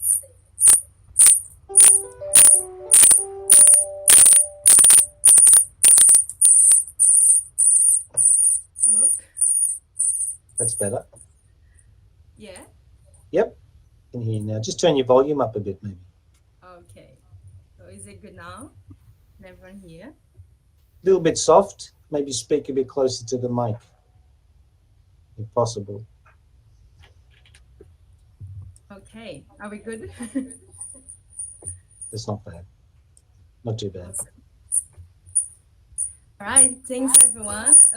Well, my name is Amanda. I am one of the enrollment advisors here at AIT. I'm based in Melbourne. Oh, everyone is complaining about the sound. Yeah, I think the sound's still a little bit faint for me.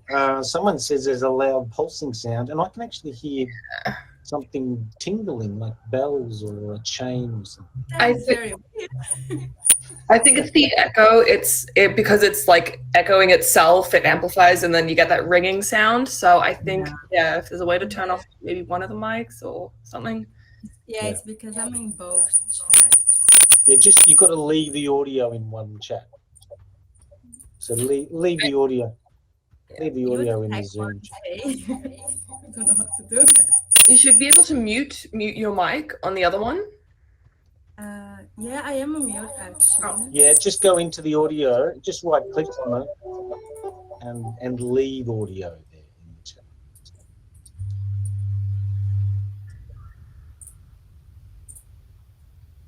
Luke might be able to help you. Yeah, he will help.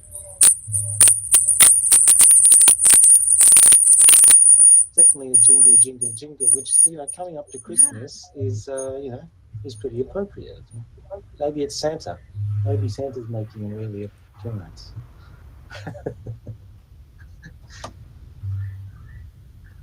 Reverberating into a piercing sound for somebody else as well. So, yeah, we just need to sort that out.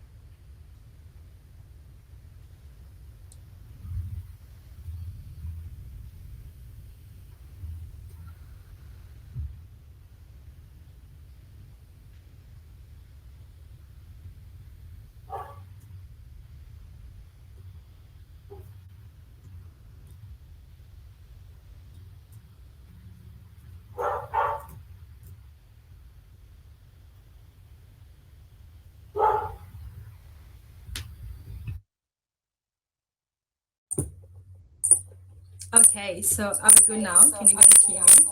No. Same thing. Okay. Would it help maybe if Amanda left the other call? I'm just thinking in terms of like if she's here. Yeah. Also, Adam, you're on mute.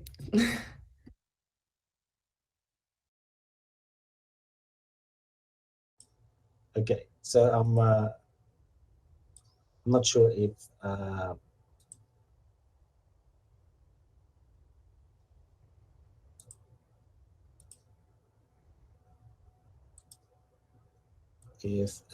they want Amanda in the Google chat or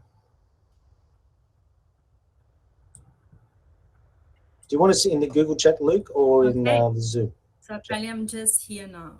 Can you guys hear me? And Yeah, that's better. That's a lot better. That's better. Awesome. Yeah. But I can't hear anyone.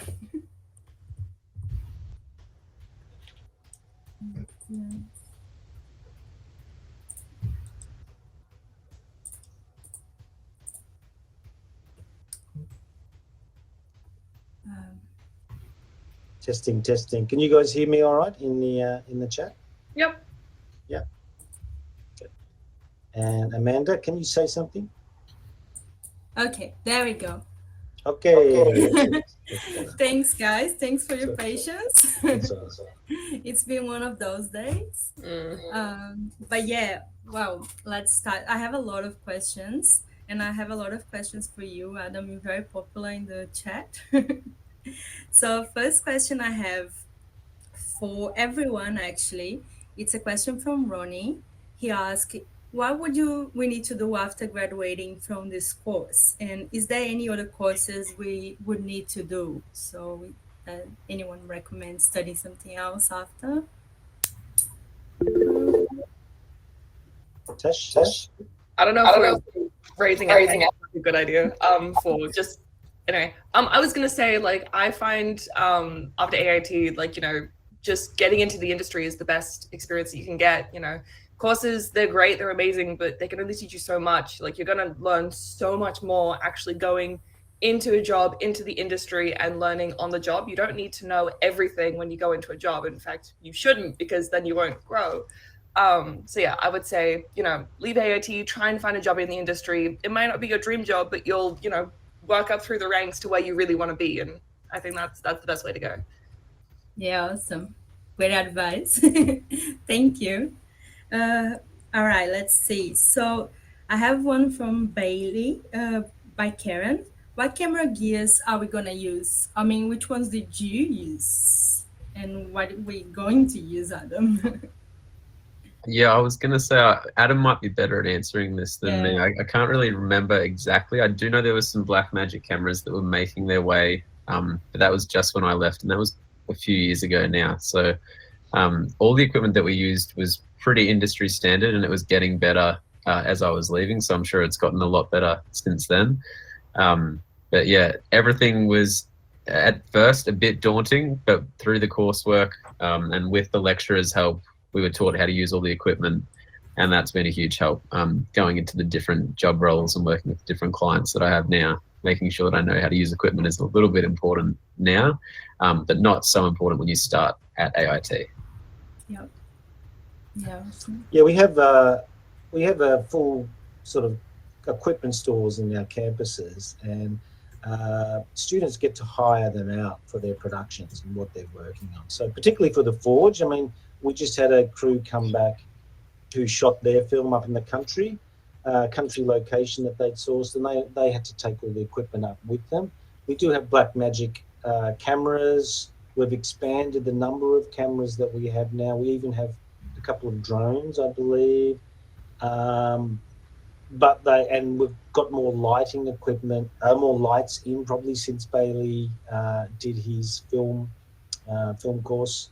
And we are investing heavily in the film gear. I know there's a huge budget to invest in that, but I don't know the specifics of that yet. So I'm still waiting to see what arrives on the campus. But I know there's just basically been a huge budget allocation, not just for film, but across the board for resources. They've upgraded all the computers recently in the labs. We have latest cutting edge machines that can run Unreal, the latest high-end 3D stuff, Maya rendering. We've got a dedicated film suite, post-production suite, where you do all your nuke stuff. So you do all compositing, rendering in a sort of dedicated suite. So we have invested heavily in resources across the board, and film is just another example of that. I can't give you specifics at the moment because I haven't seen what they've got planned, but I'm sure it'll be great. Hopefully that. That's a lot of exciting changes happening. Hey, a lot of things. Yeah. Awesome. Thank you. We have another one for you, Adam, actually, since I have you here. That is from Raya. She's asking if the ambassador program is still active.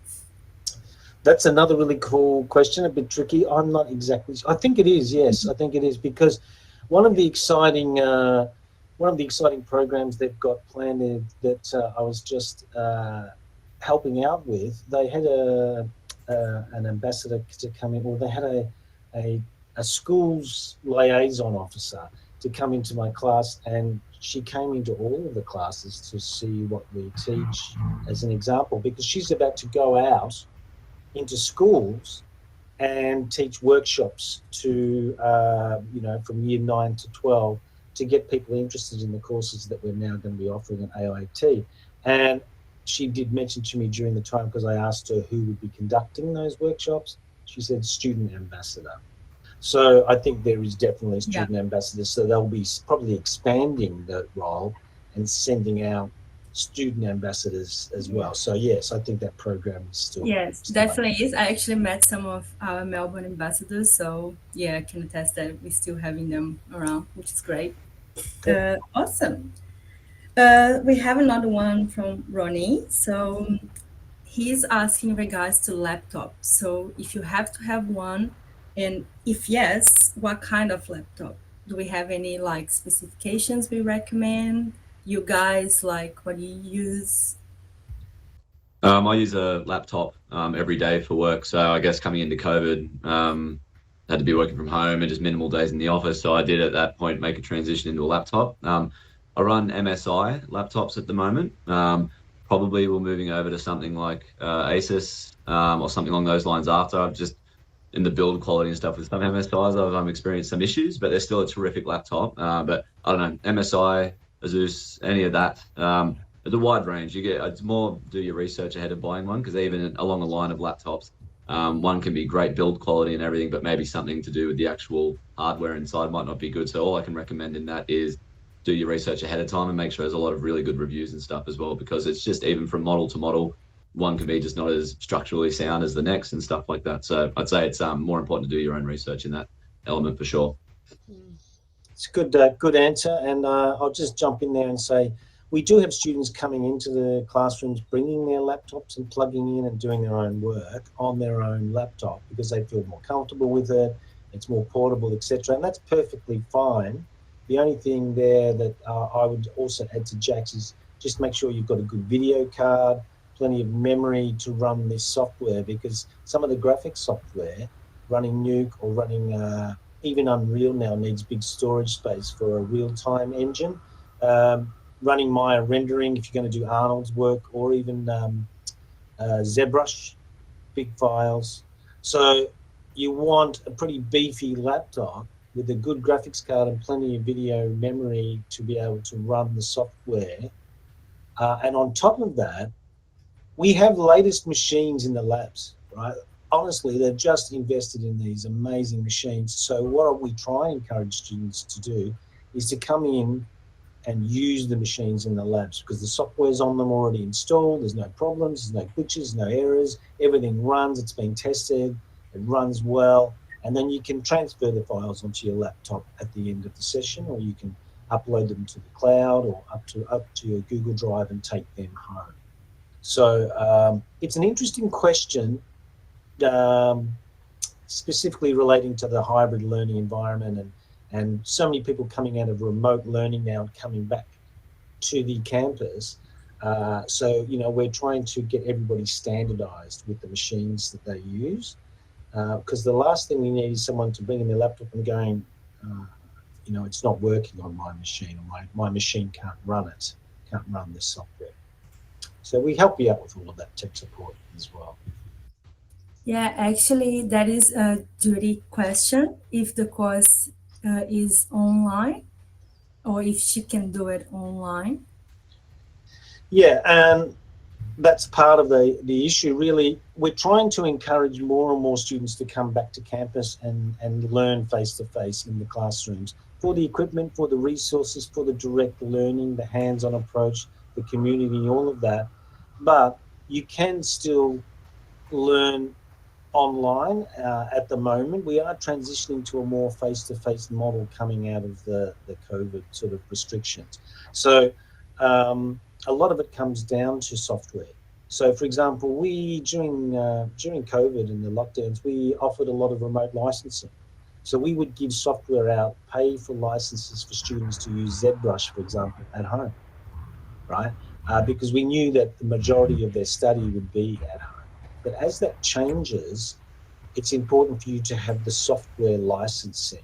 Some software is free, or trial version or educational version like Autodesk Maya from the supplier. Other software isn't.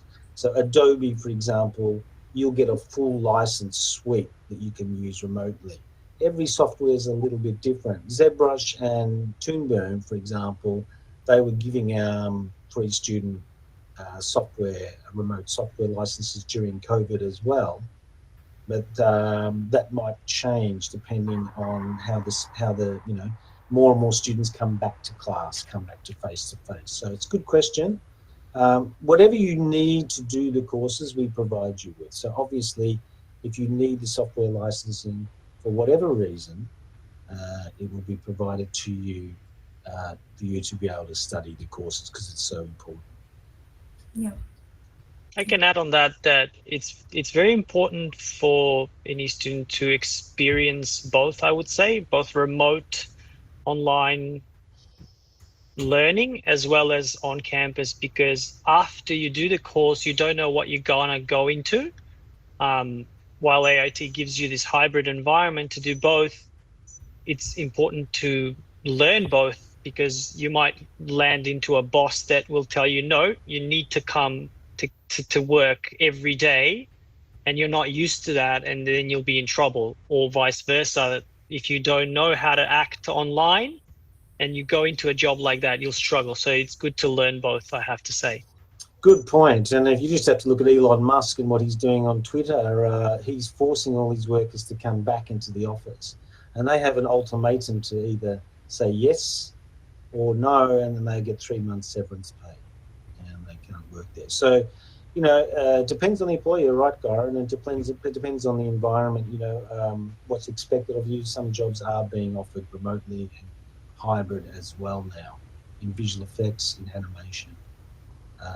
So yeah, it's you have to be flexible still for a little while longer. Yeah, thank you both. Also, Goran, while I have you here, you were mentioning before about the skills you learn and having your own path. And we have a question from Wafa. She asked, what would you say about the value of doing something with your skill sets versus branching out?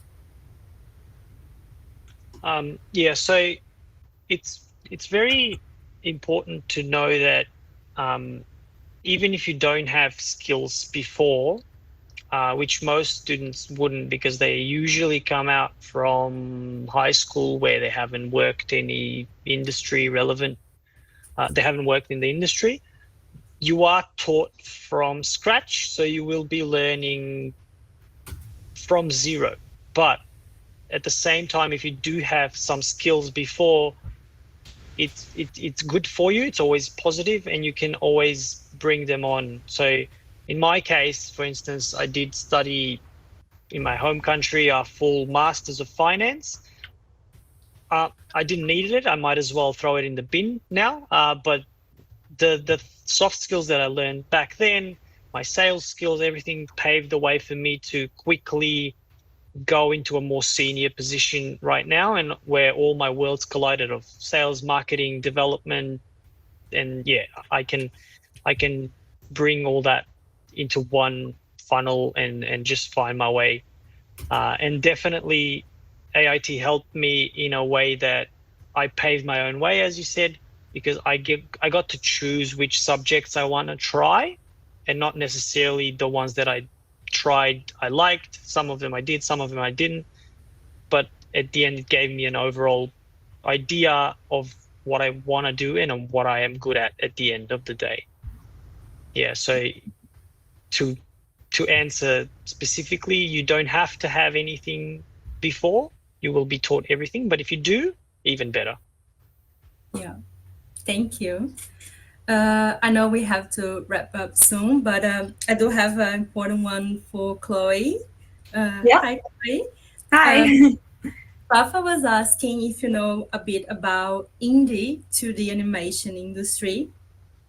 Oh, And, yeah. yeah. So it's definitely out there. It's getting bigger and bigger. For example, VivziePop online, Vivian Medrano, she is launching 2 series right now, Has-Been Hotel and Hell of a Boss. One of them's on YouTube. One of them is fully sponsored and funded by A24, so won't really touch on that one because that's technically an industry one. But Hell of a Boss, it's a fully online operation, only streams through YouTube, and I know quite a few people who have worked on it. Many people do. It's it's just a great opportunity for like anyone all over the globe to work on it. There's smaller projects as well, like the Lackadaisy film recently that was crowdfunded. It's definitely small, definitely still in its early days. A lot of stuff is crowdfunded, which getting your idea to that stage is already difficult in and of its own, but whether you're looking for a job or you want to do your own industry production, it's definitely possible. It just takes a lot of time, effort, money, all that stuff. Thank you. Awesome. Thanks Well, so we might much. just we'll have to jump in there. I have to jump in because we are running a bit short. We've got to move on. Yeah. And this is basically at the point where we'll say farewell to the grads.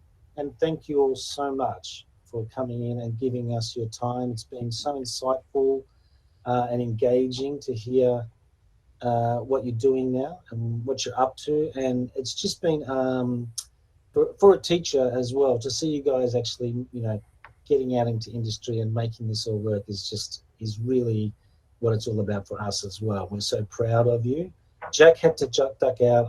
Unfortunately, had a bit of an emergency. So I hope, Jack, if you're still listening, that you're okay. Everything's okay there, whatever's happened. But again, I'd just like to extend our huge appreciation for your time and your responses today. Thank you so much. Thank you, guys. Thanks, guys. Thank you. Ciao. Thank you. And we're going to move on. I'm going to hand it, and thank you also, Amanda, for fielding those questions. We're going to bring Ivan on now. So for everybody else, please stick around. If you've got, we saw some questions relating to the courses, relating to open days, how much do the courses cost? We have some presentations from our sales teams now to give you some of those answers. So I'm going to invite Ivan, who's on our sales team, to come up now and deliver a presentation for you. So hang around to see some of the details of the courses. Ivan? Hello guys, can everybody hear me? Yeah. All good?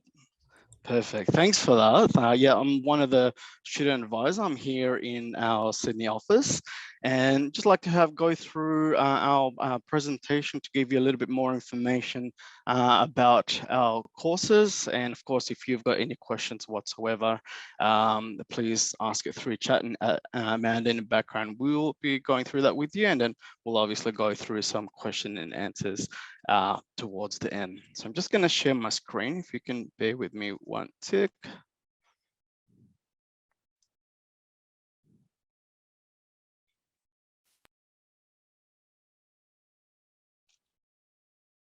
Okay, just making sure everybody can see that. Can you hear me now? I can hear you. Give me 1 second. Just going to turn off microphone.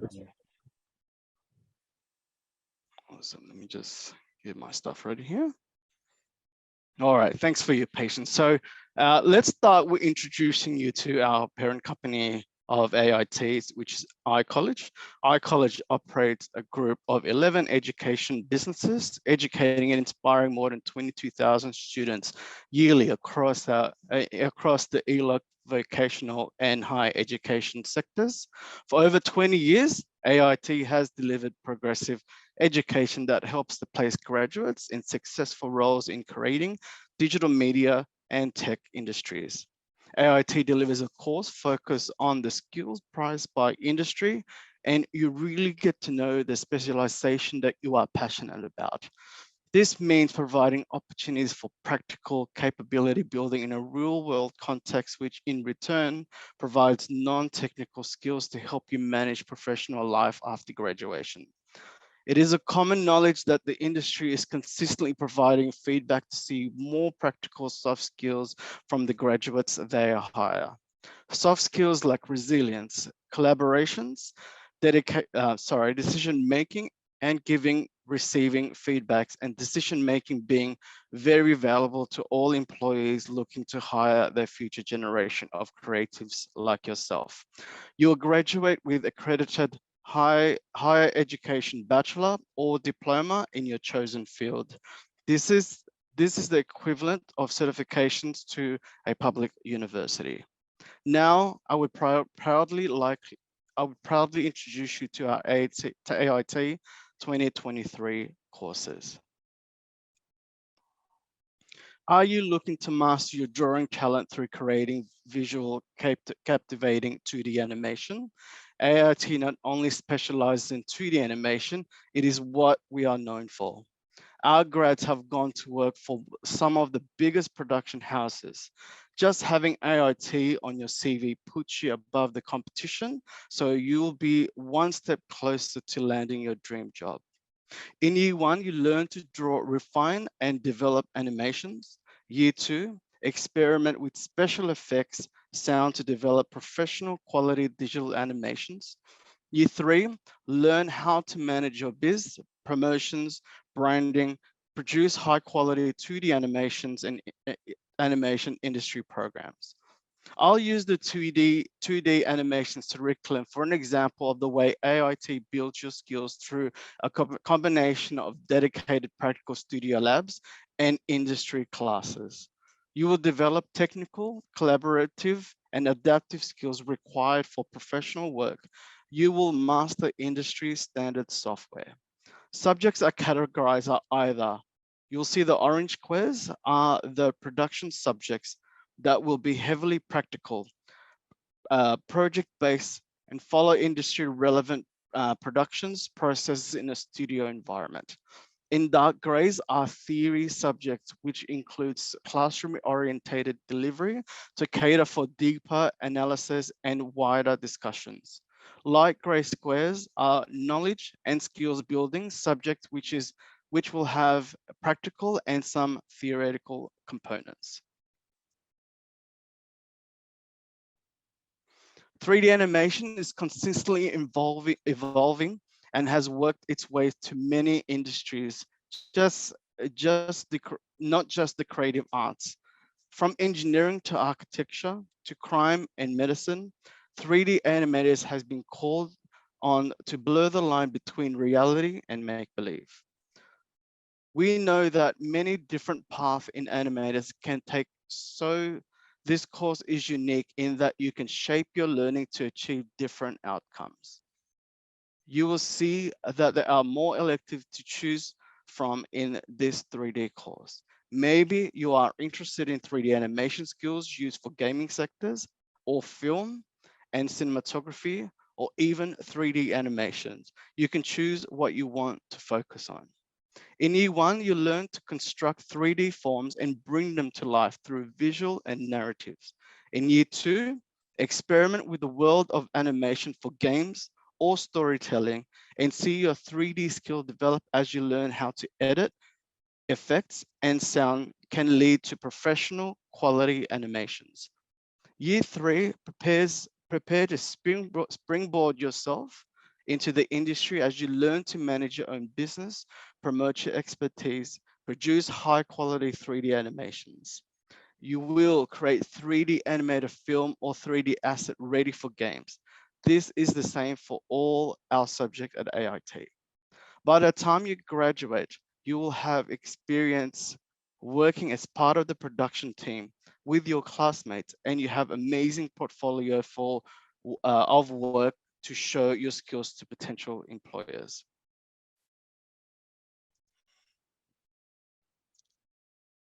Are you a natural born storyteller? Our film courses teaches the fundamentals of filmmaking, storytelling, narrative structures, and interview techniques, as well as giving our students the opportunity to experiment with different camera types, scenarios, editing, and post-production tools. With a specific focus on contemporary filmic use of interactive media and post-production technologies, you will learn how to apply high-level cinematography and visual effect to your projects using the same equipment, contemporary software, and processes that your favorite filmmakers use. Year 1, learn the art of shooting, editing, and storytelling while crafting plots, characters, and engaging film. In year 2, experiment with special effects, sound, cultural influence to develop a professional quality moving imagery. Year 3, prepare to springboard yourself into the industry as you learn to manage your own business, promote your expertise, and produce a quality film.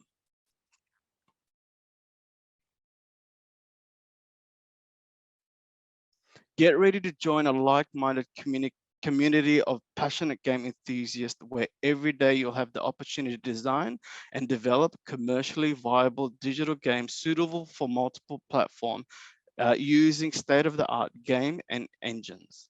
Year 1, learn the strategy behind games mechanics and create new world of adventure.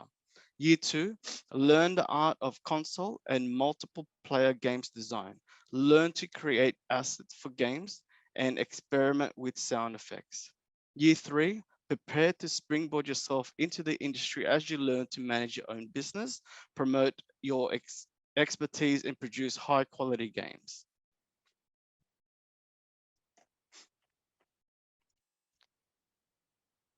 If you're growing up with gaming obsession, and you enjoy Call of Duty, Zelda, Mario, and anything between, then get excited, because a world of opportunities await you to pursue a career in building game that you love to play. Develop your skills and master the tools needed to create PC and mobile games across a range of genre, including first-person shooting, platformer, adventure games, using industry standard game engines. Your time is now to become a golden graduate who is highly sought after by leading studios by learning to create your very own game engine.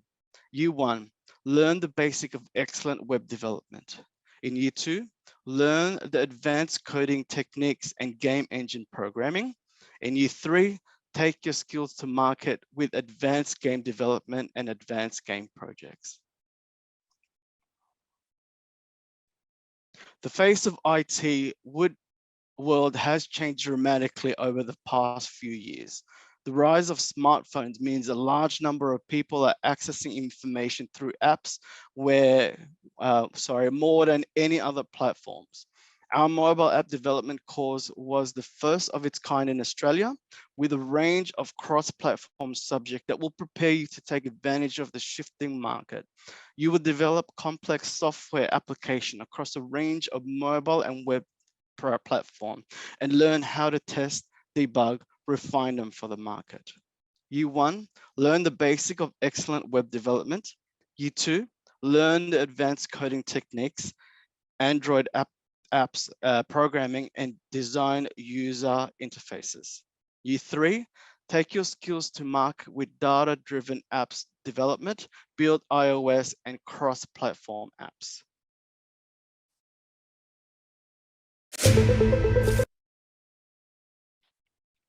We are incredibly proud of the work that our student produces. Our educators takes the time to get to know each student and their creative passion. Have a look at the kind of work you could learn to produce at AIT as you develop your craft and hone your skills.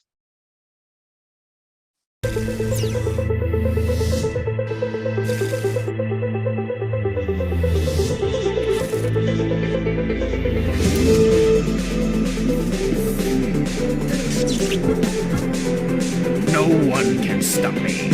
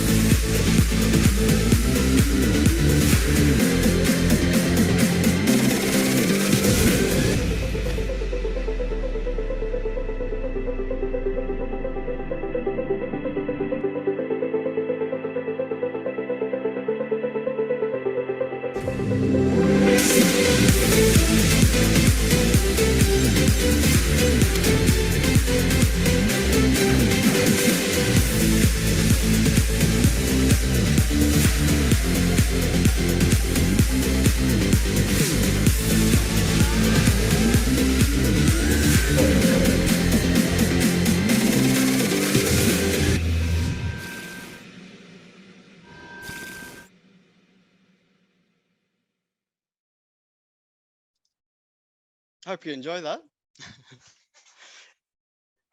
In the third year of your studies, you can choose 3 exclusive industry preparation program. The Forge. This is an intensive 2-subject program where you collaborate as part of a production team to produce your own short film, documentary, TV commercial, music videos, games, or animations, which you will then pitch to an industry panel for feedback. Remember those lab subjects we mentioned earlier? Throughout your subject, you will have undertaken subject that mirrors real-world industry procedures, including multiple studio lab-based subjects. These models had been designed to provide students with a natural understanding of how they will be required to operate in the workforce. Launchpad. Our Launchpad subject is designed to prepare you to land your dream gig and excel in your career, from resume creation to interview techniques and personal branding. Internship or professional projects. Complete 120 hours of internship with a film, 2D, 3D game company, which will give you a valuable on-the-job experience and a network of meaningful contact, or complete an industry project of your choice related to your area of studies. In the third year of your studies, you can choose an exclusive industry preparation programs, Advanced Studio. Work as a team to produce your own games, mobile app, or project incorporated robotics, AI, or IoT, which you will then pitch to an industry panel for feedback. Professional internship program, as mentioned, complete 120 hours internship. External projects. So these are for the mobile app development students only. Develop a real world skills and gain practical hands-on experience by completing a short-term project for a real client.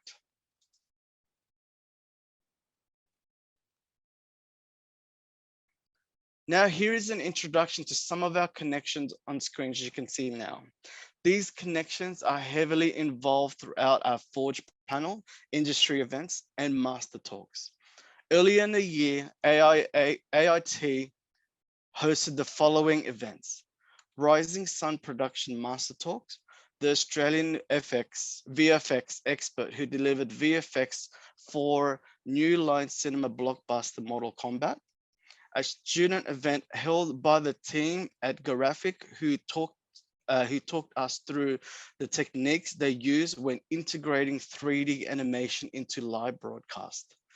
Our Game Mastermind session, which featured a well-known industry game designer such as Jack O'Shea, Tyson Butler Boschma, who is in Plastic Wax, and Bilek Akil, who is in Wargaming. Our students are sought after for their skills and have gained employment with well-respected companies such as Cheeky Little, Matchbox Films, ILM, Flying Bark Productions, Plastic Wax, Cypher Interactives. Many students have also gone to found their own successful businesses. Located on Spencer Street, our Melbourne campus is directly across from Southern Cross Station, one of the biggest railway interchange in the Melbourne CBD.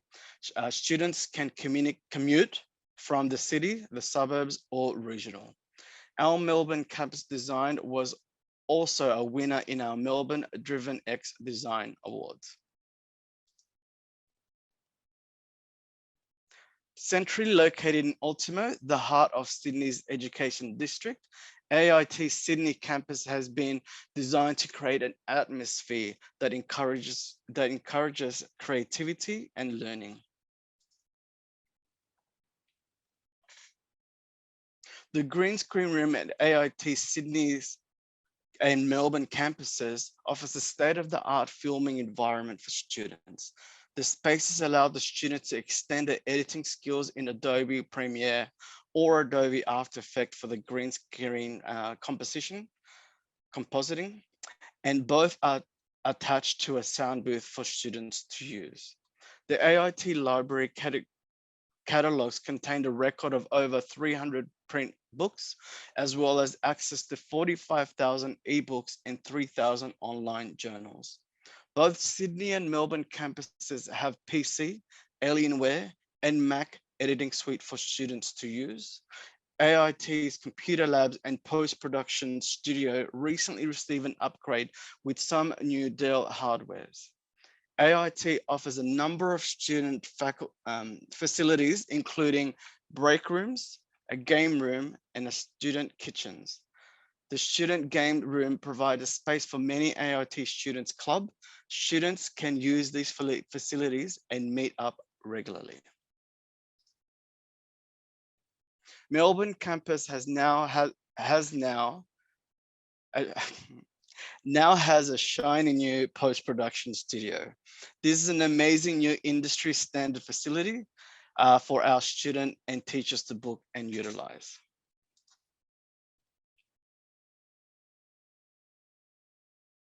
Meet with one of our student advisors from a profession for a personalized tour of our facilities for either our Sydney or Melbourne campus. Make sure to register for our AIT demo day, and Amanda will just provide you with that registration link in the chat.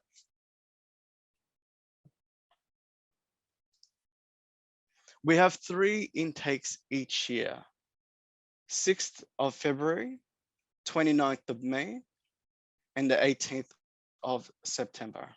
For domestic students, all AIT higher education courses are approved for fee help. Both domestic and international students can apply for a generous scholarships. There is no minimum ATAR required to apply for AIT. Student must be 17 years or older at the time of commencement. International students must have an IELTS score completed within the last 12 months. All entry requirements can be found on our website. International students will also find information on applying through our international agent, who can help you with visa information, accommodation, travel advice, as well as help you to complete the application to study in Australia. Each year, AIT awards scholarships to talented students who demonstrate their extraordinary work ethics and talent when applying to study with us. There are a total of 6 domestic scholarships awarded, 3 in Sydney and 3 in Melbourne. There is nothing to lose. Why not apply for a scholarship with AIT? For international students, they can apply for a generous international scholarships too.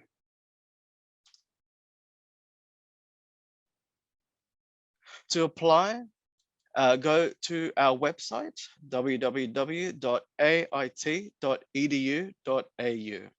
International student, please email us. You can apply directly to AIT, but if you are in Victoria and you already applied and paid for a VTAC account, then make sure you put your preferred AIT courses as your first preference to receive an offer from AIT through the VTAC system.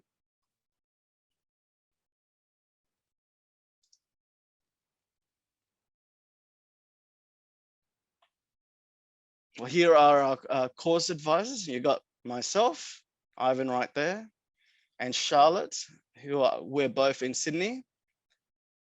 And you got the Melbourne campus, you got Daniel, as well as Amanda, which you saw earlier. Our international student, you got Thais, as well as Alvin. And for the international offshore, you got Chadney. Thank you. Adam and Amanda. Hello, and thank you, Ivan. That was great, fantastic for those insights, those details of the courses. And I know that's a lot to get through. For a lot of people watching, might be a bit overwhelming. Just reach out. You can contact our course advisors and our admissions team at any time. They're really helpful. They'll give you all the answers you want, all the details you want in terms of how to apply, how much it will cost, how long it takes, how long the classes are, 3 hours typically, how big the the class sizes are. Someone chatted in there between 5 and 30, which is about right. 30 is at the upper end of the scale. So yeah, you'll get all those answers. Just make sure you reach out and ask our friendly team, and they'll be sure to help. Is that right, Amanda? Yes, awesome. Actually, Adam, while I have you here, I have a question from before that if you could answer now, I think that would help everyone. As a teacher, we had a student, Ryan, asking, how would you recommend deciding on what fields to focus on your study? You should go with 2D or 3D or games design, games programming. I saw that answer, and I typed it a response to him in the chat, but I'll repeat it. It's basically go with your passion, right? So, you know, we get that question a bit from students that don't know or don't quite know what to study. You know, games or 3D animation or even film, 2D versus 3D. We get a lot of that sort of thing, but it comes down to what you really love the most, what your passion is, and I would recommend aspiring students, to just target in on that. Go with what you think you'd really love to make a career out of. Do you want to make games for a living? It's not easy, I'll tell you. Like I was in the game industry for many years. I was in the animation industry as well. The reality of working in those industries, as we heard from some of those graduates today, is it is challenging. It's difficult, and it requires a major commitment of your time and effort and focus to continually learn, to continually improve your skills, whether that's in film, animation, or games, right? So you have to have that dedication. You have to be prepared to be in it for the long haul, to make a career out of it, right? So think to yourself, what would I love to do for 8 hours a day, 5 days a week? Do I want to make games for a living? Do I want to really see my animation come to life? You know, my contribution to an animated film or television series? Or do I want to work on the latest blockbuster film and just see those things on the big screen? And think about where you might want to end up, and that'll help you decide, hopefully, which degree to specialize in, which you now thankfully have the choice for at AIT. You might want to change. You might find things that within those speciality courses that you didn't think of, and you thought, gee, I really like tracking, or I really like surfacing of the 3D models, or you know, there might be some specific elements that you target in on once you get into them, which you don't even think about before you start. So the thing is to jump in and go with your gut instinct, go with your passion, and I would recommend to use that as your guiding light. Thank you. I think that helps everyone a bit to make that big decision. No worries. Yeah, Any awesome. more questions? Any more questions there? We have Ronnie saying that he would love to be a game tester. Look, game testing is Don't we all? Yeah, same. Well, I'll give you a bit of a story about that. Like, game testing is where a lot of people in games start, right? And they come in, as they're called Q&A. They come in, they test the game, right? And they move into game design, or they move into level design typically, which is working out how the game is played, what game mechanics, the flow of the game, the risk versus reward, all of that, the leveling up systems, all of that sort of stuff is typically done by a level designer who then might even move up as a game designer. But those people often start as Q&A or testers, right? At an early level, and they come in and they test the game. But again, it's not what you think, right? Because what you have to do is you have a list of bugs in the game, and you have to go through and test until you find a bug, write it down. Test until you find a bug, write it down, and then it gets tracked. And each one of those bugs has to be solved before, or as many as possible, before the game can ship. And they usually ship games, which you might not know, with an acceptable level of bugs. So pretty much every game that you buy or you download has some level of bugs in it. And you can't get rid of all of those bugs. But so you try and get an acceptable level of bugs before you ship. As an example, I was working on a motocross game, and we had from the publisher, it was on a handheld device, the DS or something, and so yeah, riding motorbikes around a track, and we didn't have Q&A testers, so we had to test it ourselves. And we got the bug list back, and they said, "Oh, there's collision problems in the fence. The player can drive straight through the fence at the end of the track and fall off the world, right?" And we said, "Well, where are these collision problems?" And they said, "Well, they're in numerous places. You'll have to go around and find them." So I had to get on the trail bike virtually and push it against the fence at every point around that track until, for whatever reason, there was a bug and I fell through and I would be falling off into the world. And that wasn't very much fun. It wasn't like I was playing the game. I was deliberately trying to break the game to find where those bugs are. And that's an example of what testers do. Testers can do. So yeah, it's often a starting point, testing. Yeah, You've awesome. broken Warzone multiple times.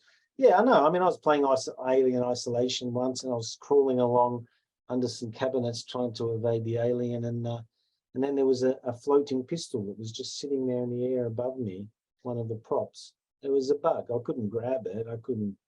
It wasn't a pickup. It was just a prop that was someone had left there, and it was just sitting in midair. You always find bugs. You always find bugs in games if you look hard enough. Students seems to agree. Yeah. With a knife, yeah, make it. Awesome. We had a few questions about entry requirements, but I think that Mel just answered. If you guys have any questions again about entry requirements, just let us know. If it's international, just let the international team know. We'll get back to you regards to VCE, Year 12, all this sort of stuff. Yeah.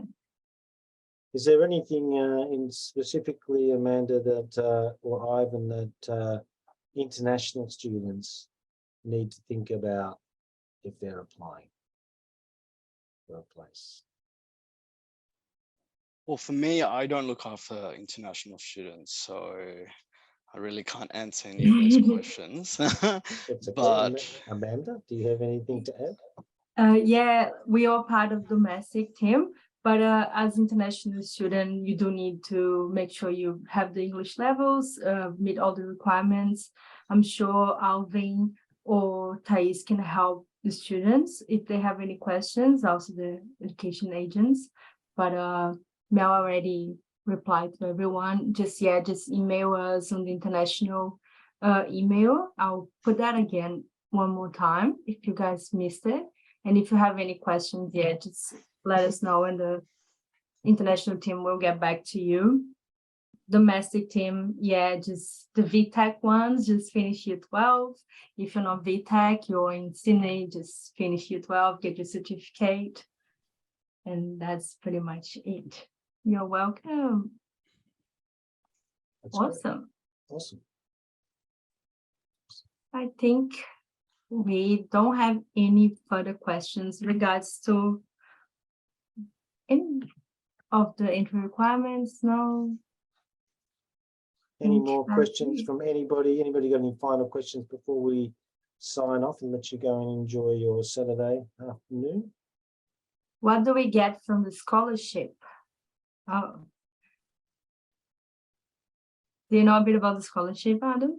I don't really know too much about that myself, but I would imagine that at least part of the course will be funded for you. Yeah. So, yeah. I don't think typically you'll get your first term and your last term for free. First term and last term. Okay. Yep. Cool. It's a partial scholarship. Yes. We have on the website. I'll pop the link one more time so you guys can have a look on the brief, also the requirements and what you're going to get with it. Let me just pop that here for everyone to see it. I recommend everyone to try. It's a good discount and it helps. And why not? Go for it. There we go. Donna confirmed that. Yep. Sorry. There we go. Yes, it's 50% off your first and your last trimester in the bachelor. Right. Yeah. Thanks, Donna. I have a question from Clay, actually. Does the game design course touch much on narrative structure, storytelling?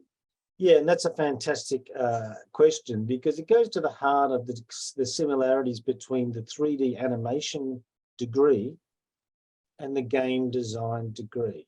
And I had a few questions in class from students that were similar recently, saying, what's the difference between them? And this sort of, your question answers that. It goes to the heart of the difference between them. Game design and 3D animation share a lot of similar subjects. 3D assets are now common, really, whether you're doing them for animation or you're doing them for games. So with your modeling or you're sculpting in ZBrush, you're putting surfaces on, we have a dedicated rigging subject that applies to both. And then the animation subjects as well apply to both. So typically, if you're in the game design degree, you're going to do the same animation subjects as the animators do, except there are points where they diverge, and things like storytelling and narrative structure that you're talking about are more suited to the 3D animation degree. So it's going to borrow some students to fill those gaps from the 2D animation degree, which are also about narrative, visual narrative, character development, storytelling, all of that sort of thing. It's not to say that you don't do that at all in the game design degree. You do work in Unreal to put together sequences in the narratives, in a narrative structure using the sequencer in Unreal, but there's more subjects related to what you're talking about in the 3D animation degree. So that's essentially the core difference between them, but they do have a lot of similarities in terms of the asset development for each degree. The subjects are very similar in that respect. So good question, great question. Thank you for that. Yeah, awesome. Thank you, Adam. Ronnie, what attachments do they need for the scholarship form? In that link that I've sent is all the information. You just need to follow a brief and respond to that. Just have a look. If you have any questions, just let us know. Same regards to payment options. Let us know and we can sort that out. We do offer a few different payment options, also fee help. So it really depends on what you're looking for. Awesome. Yes, reach out to the team, the international team, with specific questions relating to those sort of issues, applying for scholarships and requirements for international students. We have a lot of international students at AIT, so obviously there's a big support system for things like the visas, visa support, advice on your visas, and advice on accommodation, travel, getting around Melbourne, all of that or Sydney, all of that sort of stuff. There's a lot of support services available to you as well. Do you want to read that one? It sounds like teachers are very understanding and good to work with, but there's always a but. Are there any extra supports in place to help students who may struggle a bit harder than normal, like students with learning disabilities, or is it just that classes are already built in a way that supports all students and any issues they may have by having those small-based close classes? Great question. Thank you so much for that. And it's a very relevant question. The smaller class sizes definitely help. And as talking from direct experience, the teachers at AIT become, look, I wouldn't go so far as to call them friends. We try and keep a professional distance, but we're very close colleagues, we're mentors, and we give a range of advice on a range of issues. Typically, that's academic issues that you might be facing, but it can also extend to, social issues or health problems or learning disabilities, as you mentioned. There are definitely programs in place and facilities in place to help people that come in with learning disabilities. And there's a lot of also external resources that we connect with, that we partner with, that can be made available if conditions worsen. If there's a need for it, those resources are available to you as well. But we do see, it's a great relevant question, particularly with COVID and lockdowns. A lot of students coming back to study after a long period of being in isolation, or coming back from health problems or whatever. So even just dealing with the workload, the study load. We have a lot of students that work, for example, and they try to balance work, often full-time work, with their study, which can be very challenging. I've done that myself, and I understand that. So, you know, it's always a balance. It's always a challenging thing to study any course, and there are certain requirements that are made of you. You have to pass, obviously. You have to do the work. You have to get a passing grade in your assignments. But we don't want you to just pass. We want you to make a career out of it. We try to light a fire under you to create the same sort of passion for what you're doing and where you want to go as those graduates that you might have seen earlier today, that seem to all speak with the same degree of passion, and it's taken them into their dream careers. So, you know, we're trying to foster that. We're trying to really inspire students to excel and not just pass. So if you're studying and learning, and working at the same time, you have to balance that work study load yourself. You have to make that work. You can't use it as an excuse to earn money, because you have to earn money to stay here to study. You have to be able to balance those. And if you've got some sort of difficulties learning, or you've got some special needs, there are resources available to help you through, but you might want to offset some of the learning and maybe not take a little bit longer to do the course, and balance it with what you can manage and what you can achieve. So you have to be realistic about the challenges that are in front of you with studying in this creative field, but also, you know, make practical arrangements to facilitate it, and we'll do everything we can to help you with that. Yeah, thank you, Adam. I think it's good to mention we have the PACE program, which is a persistent improvement scheme, which is free. It's available for every student at AIT. If you want to have a bit more information about it, just let us know. We can send you all the details, but basically we do have all those kind of programs to help you go through your university trajectory. Yeah, awesome. And yes, we accept students regardless of vaccination status at the moment.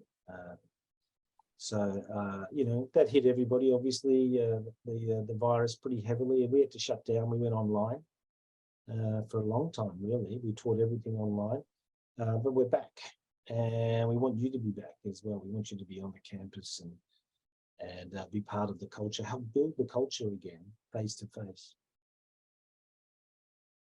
Government guidelines. Yeah, we follow the government guidelines in terms of vaccinations. So things take a turn for the worse. Again, we have to do with the government advisors. How many hours a week are students on campus for? Depends how many subjects you do, but if you typically, they're 3-hour classes, and I think you're doing 3 subjects. So it's about 9 hours contact face to face. As I say, you might want to do 2. I think they still have the facility to allow you to cut down and take a bit longer, or maybe in some cases, maybe cram and do an extra one. But as well as the contact hours, there's a certain number of hours that are required, expected of you outside of hours. So you need to be doing homework, basically working on your projects, your assets at home, and bring them into work.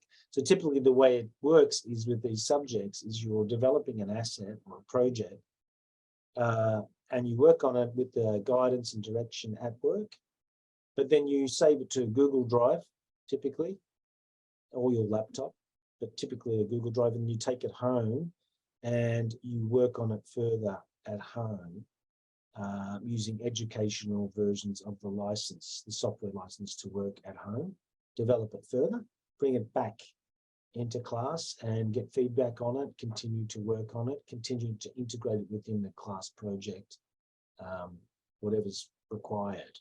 So, you know, we do require a certain amount of homework as well. How much homework?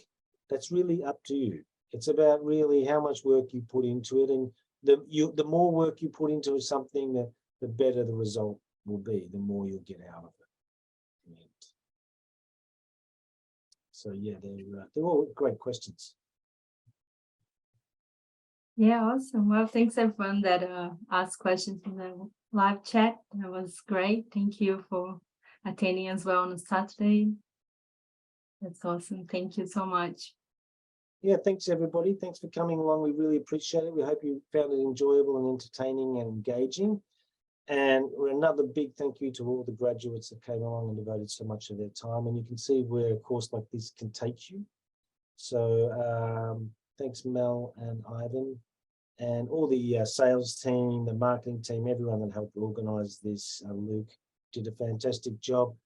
And we'll say farewell and thank you and let you enjoy your weekend, and hopefully we'll see you on campus very, very soon. Thank you. And thank you, Adam. We wouldn't be here without you. Always a pleasure. Always a pleasure. Ciao. Okay, guys. Bye. Ciao for now.